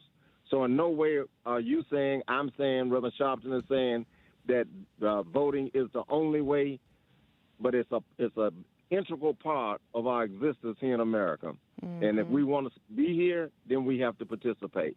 And they're being very, very dishonest, and they really cause people not to engage following some foolishness of a partial historical point of view in our history as black people. So thank you very much for what you did on CNN. Me and you disagree on some things, but we're respectful about it, and we talk about it and move on.